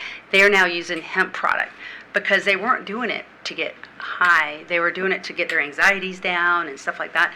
When they use the hemp product, their anxieties go down, but they're focused. They're working. They're not sitting back, hey, they're working. I don't know. Anyway. Mr. Attorney? But now what they are doing with the stringy part, and I got some, is the roll-on. Yes. Yeah. and I've got some. Yeah, and we're doing that. We're doing a muscle rub. Yeah. We're doing a lip balm. We're doing a body scrub. We're doing a lot of different face masks. You know, we're doing all kind of fun stuff with it. Okay. So. Do you have a comment, Mr. Turner? Yes, there's a resolution and a lease to, AG1 LLC. And there is also passed out an Exhibit A, which is a schematic showing the area that's actually being leased. And that should be approved as a package. You done made the motion. We got a motion by Commissioner Gillespie to approve the same. You get a second? Second. Second by Commissioner Bill. I have one question. Will this, Tommy, both of y'all, will this cause any additional security concerns from the county's perspective? I presume you'll handle that in our lease space. Right. I would think you. I'm going to we have a security They're like putting system. diamonds in there in a way. Yeah, we're going to set up our security system Okay. for sure and have that in Okay. place. Okay. So, But nothing on from our standpoint? no, we'll Okay. take care of that. Thank you. All in favor, signify by saying aye. Aye. Thank you. Did Thank you you. have a question? You're good? Okay. All right. Samples? Do y'all want to do this after y'all, or do y'all want to do it now? No, we weren't ready to go right now. Okay, all right. Much as I spent on that stuff, getting We my need to next roll one up, let Sheila try that. Yeah, wait a minute. How much, what is the level of Be sitting for behind. Yeah, let me have one by hip now. Did you hear what Paul said? Paul wants me to do it. Hey, what Roll you one up, said? let Sheila burn it. Be that far behind. He's gonna roll one I up. am that far right. Dang, I didn't know anything. About the size of a whole house. Yeah. I'm not riding those two guys. So I do want to mention this, guys. Just if you've never taken CBD oil, this is what we tell people. If you're drug tested, it still may show up as a cannabinoid. Because typical standard drug testing is just a cannabinoid profile. We got a witness back there. You heard this. But, I know about it. Yeah. So CBD is a cannabinoid, so is THC. So it's something that if you start taking it, what you have to do is you have to tell your employer, this is what I'm taking. There's a QR code on here and it goes to all the testing and it shows exactly what's in there. So that's the recommendation that I tell people. So never assume that it's not going to be an issue because it's still so vague. So you have to be careful when you do this. You note that there? All Now, right. do you market, do you sell this in Macon County locally? We just got these produced this week. All right, these are brand new for us. So you're gonna have an outlet here? Or? We're not going to have a storefront yet. We're going to do the distribution center. We have a website. I do have stores that are carrying it in Asheville right now. I haven't had much success in Franklin yet for local stores. A lot of people use them. Yeah. But it's a competitive market, and there's some bad actors in this game. Right. Well, WH came to me because I was going to work with the veterans and give them a really great discount. He showed me what they were using. I did research on what they were using. It's a veteran-owned company, and they're government subsidized on their company. They're getting a great opportunity. I said, keep doing it because they're getting a great opportunity financially. I can't compete against that because I don't have that kind of support, but I do research on the other people and what they're doing and making sure that, I say just make sure you're seeing the COAs on it, that you know what you're getting. So, any other questions? This may be good for one of our ham and eggs breakfasts after the next time. What's that? We have it, Linda? The chamber. Eggs and what? You take some before the breakfast? I don't know, but I'm paying for the next one. I seen that. All right, I'll come around and talk to you. He wanted some in the 0.5 or 0.6 range. Yeah. You gotta go to the back alley. Even the county manager will have a drug test. Did you want to try I'm some? good. Okay. Do you want to try some? Well, here comes Abraham taking a picture of what we're trying to do here. Hey, Abraham. You're a mess. Okay, so you It's eardrops. Eardrops. That's what that is. I can tell eardrops. On everything that they didn't take. Yeah, I'll take one. Okay, well, there's different milligrams. Okay, so Wait, I want low. okay, so there's 300 milligrams. I don't have my glasses, so you're gonna have to. 300 milligrams. Okay, so that is orange. It's good. That one's good. So So what is that? that's Probably should natural. take that. That's a gift to him. Good. I can take one. Ken. Is that considered a gift? Yeah. Oh, We can't take it. no, y'all You can't. can't. You can't. Hey, So They give you $1 But you can for look it? at it and decide if you want to buy some. you 6 bucks. I know all about it. He'll rattle when he walks He had a back. 12 pack over here. That's why I was, 177 Sloan Road. Lord, that's why I was asking if you had an outlet here, I hear because you. that's viewed as a gift on something we just I got you. had action on. Thank you. Yeah, Not that I'm we- just learning on that. Well, I we can take appreciate action though, I can take a second. Oh, Steve. Yeah, she didn't vote on it. Okay. I can take a second. So whoever didn't vote on it, Well, they squared me away yesterday. And my wife's been taking CBD oil for 5 years. Jimmy Teams took it forever. He's the one that got me on it. So it's helped my neck. Man, it's can't live without I it. even bought the roll-on. okay. 40 We bucks. researched it. About that. Abraham, we didn't take it. I know that I can't use photos. I appreciate it, Yeah, brother. actually take it. Take CBD oil? I do not. Give mine to Linda and I'll go see her later. you can give me, I You can test the report. I'm gonna, Let's go I'm on. gonna move us on. Item 11B, Highlands Cashers Health Foundation Grant Request. Emergency Service Director, Mr. Warren K. Welcome, Warren. Thank you, Mr. Chairman. Very briefly, y'all are probably already aware, but when HCA acquired the Mission Hospital facilities here, most of the legacy nonprofit funding groups, such as the Highlands Hospital Foundation, could no longer fund health care through the hospitals the way they normally were. So those agencies had to rebrand themselves, had to basically reconstruct themselves and figure out how they were going to take the funds that they had available to them and provide for health care in Western North Carolina. One of the ways that they're doing that is through the new Highlands Cashers Health Foundation, which is basically being funded through the HCA hospital purchase, among other things. And this year and for 2 subsequent years after that, they're going to receive $5 million through the HCA purchase to put into various health care funding opportunities throughout Western North Carolina. The board actually asked Todd and I to come and do an informal meeting with them back in the spring to discuss what we thought the needs were in Western North Carolina and how we thought we could work together with them to provide funding. And they have subsequently released their grant cycle, which closes on June 16th, which is, I guess, the end of this week. And they have Todd actually went through one of the grant funding workshops when they talked about what their priorities were and how to go through the process. So we have subsequently put together a list for a grant request from those folks. It's non-matching, there's no money on our part. And what we talked about was capital needs, which we saw it through the school system. A lot of times we end up putting our funds through personnel and operating costs, and we have to keep the lights on and the tires rolling, and sometimes your capital requests get pushed to the back because you just can't fund those. So they've done this before with us. If you remember, the previous Highlands Hospital Foundation funded an ambulance for us about 2 years ago, Todd. And what that did, that allowed us to put our funding into our personnel without having to come back and ask for an increase, and they actually purchased an ambulance for us. So it actually worked out good for us. So long story short, we put together a capital list of equipment that meets the priorities on what we think they're looking for. It totals $195,000. However, remember, they do have $5 million that they have to put into this through our region. And Todd, correct me if I'm wrong, but they have to commit the $5 million this year before they can get the $5 million next year. So there's some good opportunity there for them to fund agencies such as ourselves and other nonprofits. The list of equipment on there includes 2 cardiac monitors, $40,000 a piece. If y'all remember, we've got some, I think 7 of them now that were purchased. They're right now 10 years old that had to be financed. So that's a pretty significant expenditure for us if we get that equipment and we don't keep it updated over the years. Another big expenditure was a power lift stretcher, which I wasn't necessarily the biggest fan of those, but over the years, and Todd's been a big proponent of those, and what we've seen is that use of those has decreased our workers' comp claims. We don't have near as many back injuries, and that sounds like a lot of money for a stretcher, but when you have one workers' comp claim for a back injury, you've pretty well paid for that stretcher.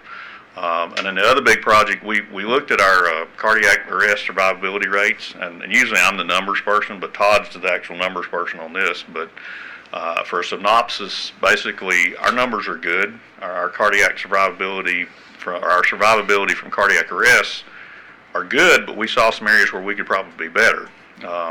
So there's 2 of the automatic compression devices in here to go along with the 3 that we already have, and some devices to go out to the fire departments to hopefully make our survivability rate even better than what we already are. So basically tonight, we're asking for the permission to apply for the $195,000 non-matching from the Highlands Cashers Health Foundation. We had a motion to approve the same. We had a motion by Second. Commissioner Gillespie, second by Commissioner Bill. All in favor? Aye. Thank you. Good Warren. luck, Warren. Thank you, Todd. Resolutions and agreements for lease of clinic space at Macon County Public Health. Mr. Attorney, you got Community Care Clinic of Franklin, Community Care Clinic of Highlands Cashers, and North Carolina Community Care Networks. Items 11C, 1 and 2, those documents are contained in your agenda package. Items 11C, 3, the North Carolina Community Care Networks resolution and lease is in your package of documents. There were some typos that need to be corrected. They've been corrected. I think you can, these are done annually. I think you could approve them all at one time if you wanted to, just adopt all three. Can I get a motion to adopt all three? So moved, Mr. Chairman. Got a motion by Commissioner Bill, second by Commissioner Shields. All in favor? Aye. Fireworks permits, one's from Nantahala Volunteer Fire and Rescue, number two's from Franklin Area Chamber of Commerce. Having been approved by the fire marshal, Mr. Chairman, I make a motion that we approve the resolutions as presented. Or the permits. For the permit. So you got a motion by Commissioner Bill to approve the permits, a second Second. by Commissioner Shields. Any discussion or questions? There's Linda if you need to update or anything. I'll answer your questions. All in favor? Aye. Aye.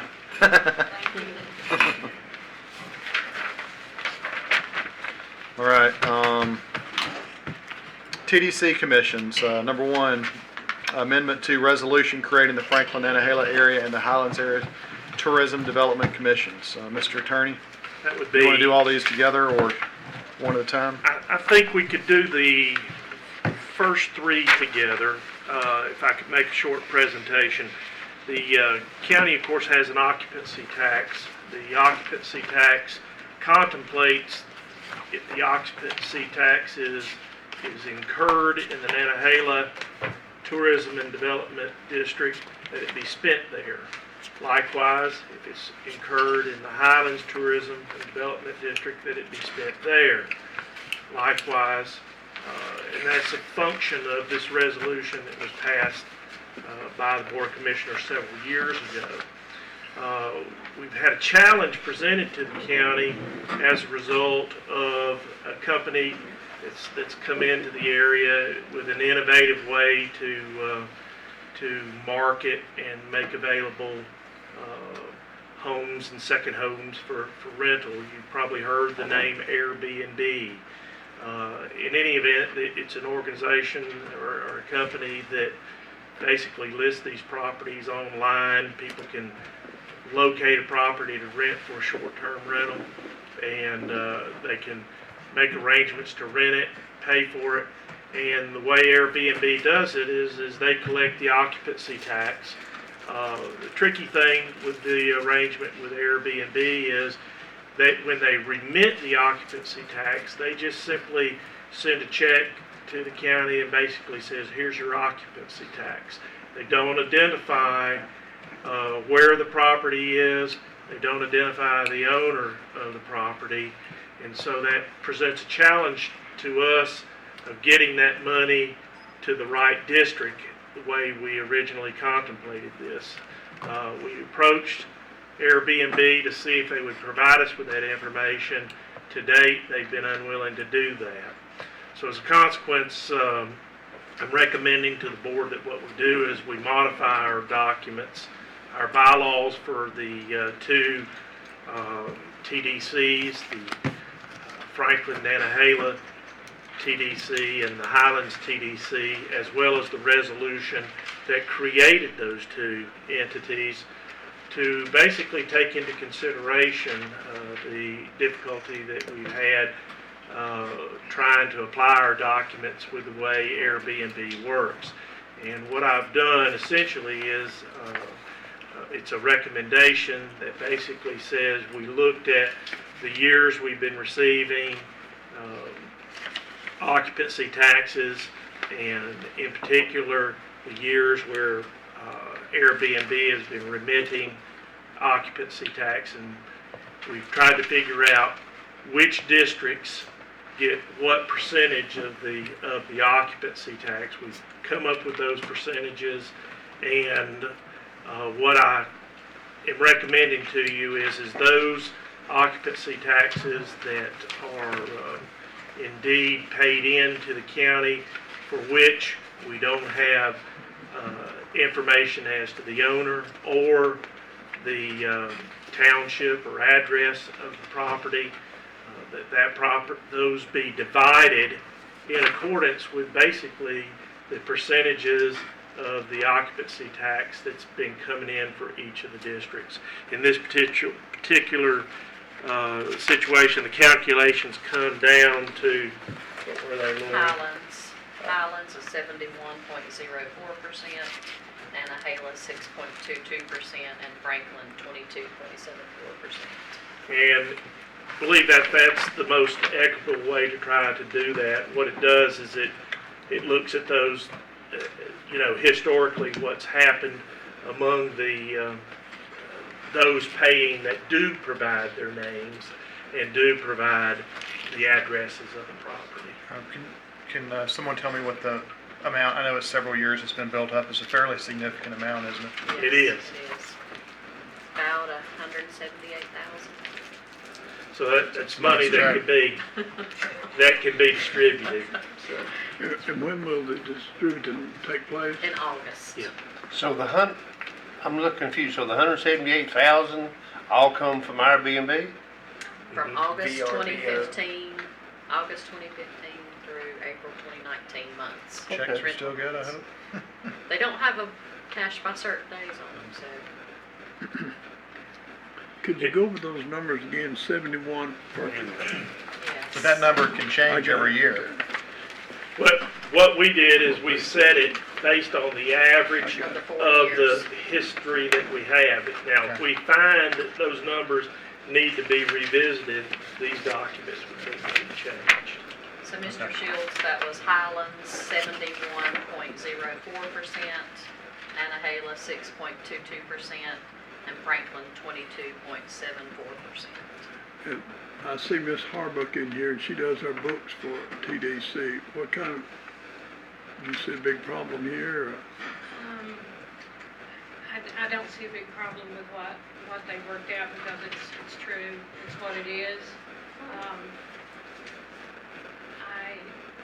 I've already talked with Highlands too, and although Bob and I had talked previous, and I think I talked to Lori a little bit about it, we were agreeable to divide all that money just 3 ways, period, and then start from there. But that wouldn't be an equitable thing in the future to do it that way. So we're good. Okay. We're good. It's a windfall if we didn't. Sounds fair. I mean, how else could you do it? I've thought about it a lot, and that was what I came up with, is what I thought would be the most Can we equitable. go to a motion to? Motion to approve. The changes to the resolution, motion by Commissioner Higdon. Second by Commissioner Gillespie, all in favor? Aye. Then the next 2 documents in that package are resolutions amending bylaws for the 2 TDCs, again, to accommodate this same change. Motion to approve. Motion by Commissioner Higgins, second by Commissioner Gillespie, all in favor? Aye. And then the next 2 documents are service contracts between the county and the Franklin Area Chamber of Commerce, Inc., and the Highlands Area Chamber of Commerce, Inc., to help and assist us for the next fiscal year with the advancement and cultivation of tourism in Macon County, and in particular the districts that they work with. We get a motion to approve the 2 service contracts. Motion to approve, Mr. Chairman. Motion by Commissioner Higdon, second by Commissioner Gillespie. All in favor? Aye. Thank you, gentlemen. Thank you, Chester. Thank you. All right, proposed amendment to the county personnel policy. During our insurance committee discussions this year, of course, we're always looking at ways to see how we can streamline things, but one of the recommendations that came out from the committee was that in looking at our personnel policy, when we allow or not reward essentially folks who have had long tenure with the county to have insurance benefits following retirement, whether it 15, 25, or 30 years. The feeling of the committee was that instead of having the wording as it is now, where it says with years of service in the local government retirement system, it felt it would be better if those were actual years of service with Macon County. And what I would like to ask the board is to allow me to work with the county attorney to come up with the exact and appropriate language that we would need to carry this out and hopefully make that effective as of July 1, 2019, so that we have a clear line going forward of anyone hired after that date would need to meet that standard in order to receive that benefit.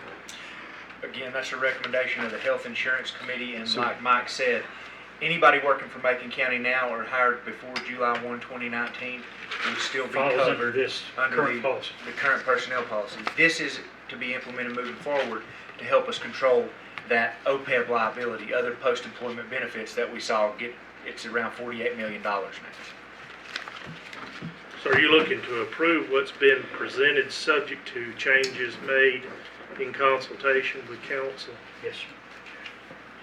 Mr. Manager, what's your, give me a bird's eye view. What's the big change on this? It's going to be, maybe I'm missing the gist Basically, of it. right now, if I worked 15 years somewhere else, but I was in the state retirement system and came to Macon County and worked another 15 years, we would count the 15 years previously towards me being able. This just locks it down to Macon County. This just locks it down to Macon County service time, and again, it's moving forward, and it will limit moving forward our liability associated with other post-employment benefits.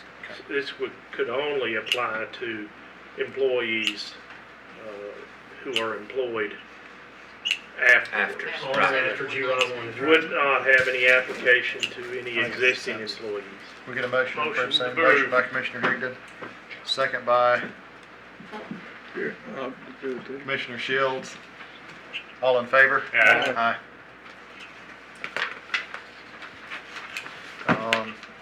Change order for South Macon. Yes,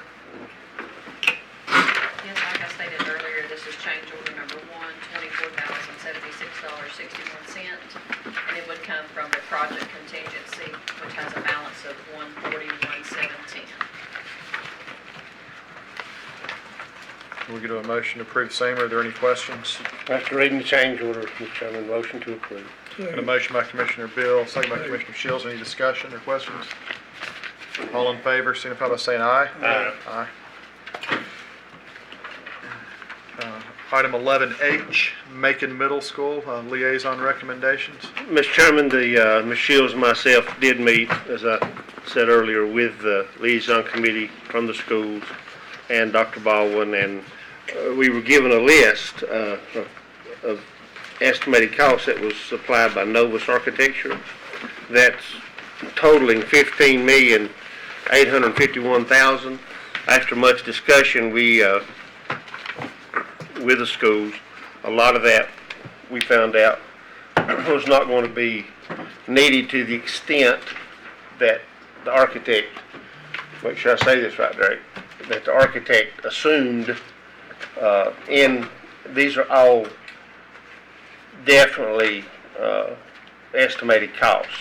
So what we're asking is, on behalf of the liaison committee, is to authorize the county manager and council to send out a request for quote. Request for qualifications. Yeah, request for qualifications. And We would do that finance. yeah, finance it, and Lori would send it out and let us get started to try to get a true cost of what we're talking about here, not just throwing 15 million at it. Architectural services? Yeah. Or Yes. you would be qualified based selection. Architectural fees are based on the total amount of the project. That's right. And we were, at this point where we're here, we have an opinion. It is very broad estimates, and with the RFQ process, it is going to allow us to bring an architect on and select them not on a price, but on their qualifications and on how qualified they are in performing a project like the scope we're looking at. Once we get a selective firm, we can then work with that architect to get these costs and down to a level that represents a little bit more of a accurate amount of what this project will actually be. I'm confident. And so is the liaison committee, Mr. Chairman. There's several things on the list that need to be done immediately. The windows in a section of this building need to be done immediately. The fire marshal has sent out 2 letters. But we need to go about it the right way. If you just take what's on the list, after our discussions, we all agreed that we can reduce this number significantly.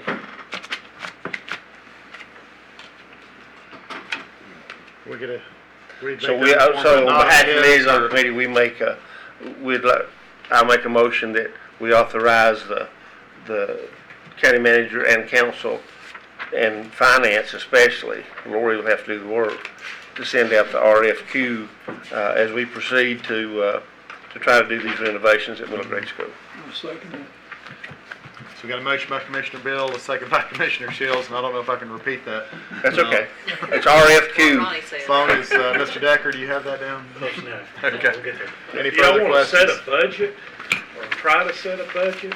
Well, I think you can. Got $16 million, you can build a new building. We built it cheaper gotta remember, we built that new school cheaper than that. Well, So I mean, I've heard numbers of 3 million, I've heard numbers of 50. I think we're going to 16. be in the range from 8 to 11. But I think that RFQ process is what's going to, more than anything, our consultation with that architect is what's going to set the budget. Well, no, I think you need to let the architect know what your budget is. Right. But until we have the architect go through with us and look at these preliminary estimates that were just 100,000-foot estimates, and let him have an opportunity to narrow these down, that was just kind of the feeling there. True. But I agree with you as well. They need to know what our budget is. And we discussed that. Yes. We discussed that at our meeting that we all felt, everybody in the room felt that the 15 million was just not feasible. And there's a lot of things on here that's a big ticket items.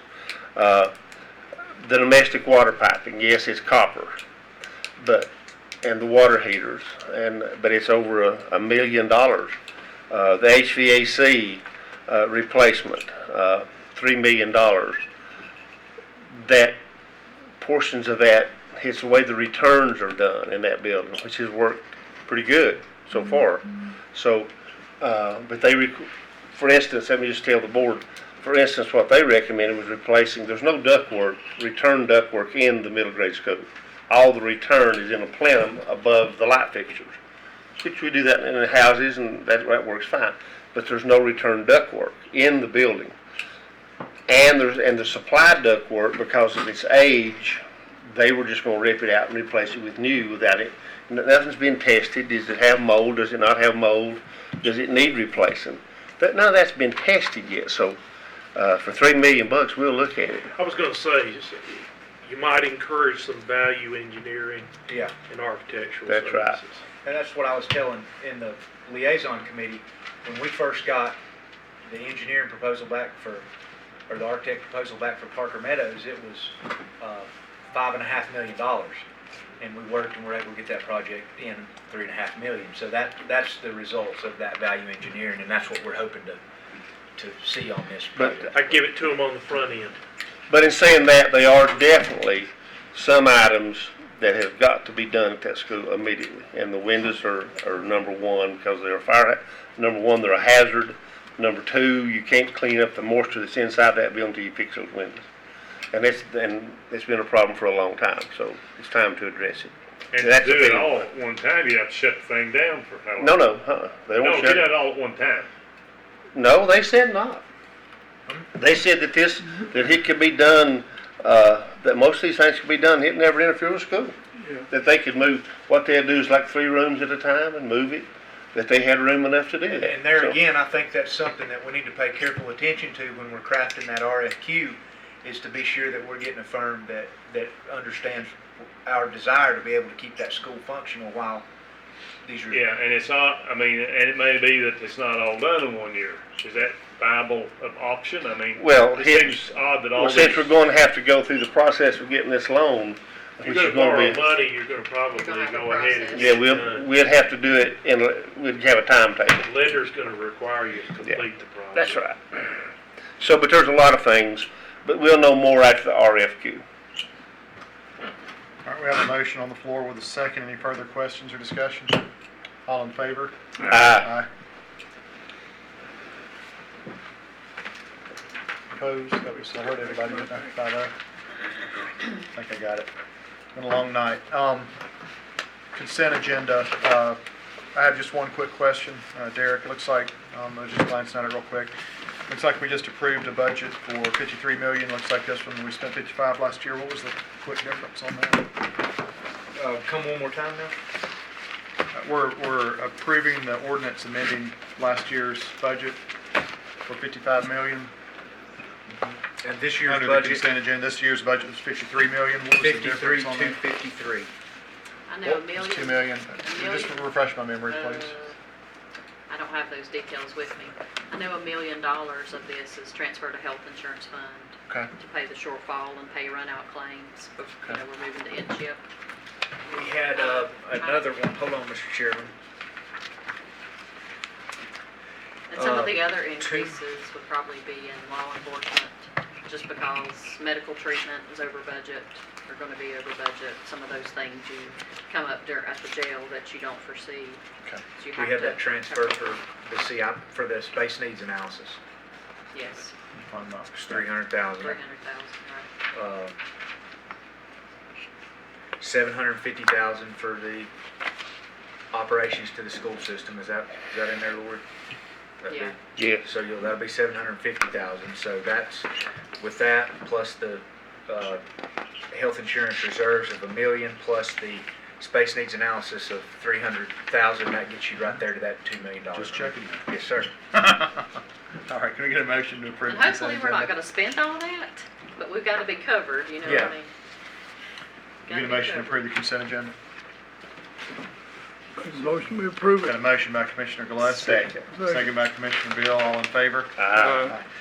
I think we had some appointments, but they were removed, correct? I think we're waiting on one for airport and, Definitely airport. The airport was the only one that was on it, it was actually removed, but. SEC is going to. that's right. We need to begin discussing a replacement for Mr. Bell. That- Okay. That's good. With that, is there any reason for a closed session tonight, Don't tell me. manager? Will the board bring Go that ahead. recommendation, will the SEC board bring a recommendation to this board? Or that's what they usually do. Is that a political, see, that's, I'll This talk with board Dr. makes Thomas it. tomorrow. Board makes.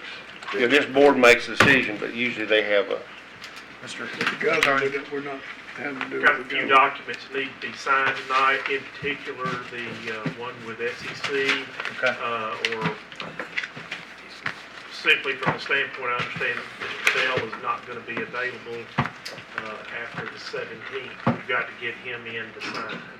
Okay, I'll be happy to stay and sign. Mike, do you have anything I need to sign? Yeah, we'll get you. Okay.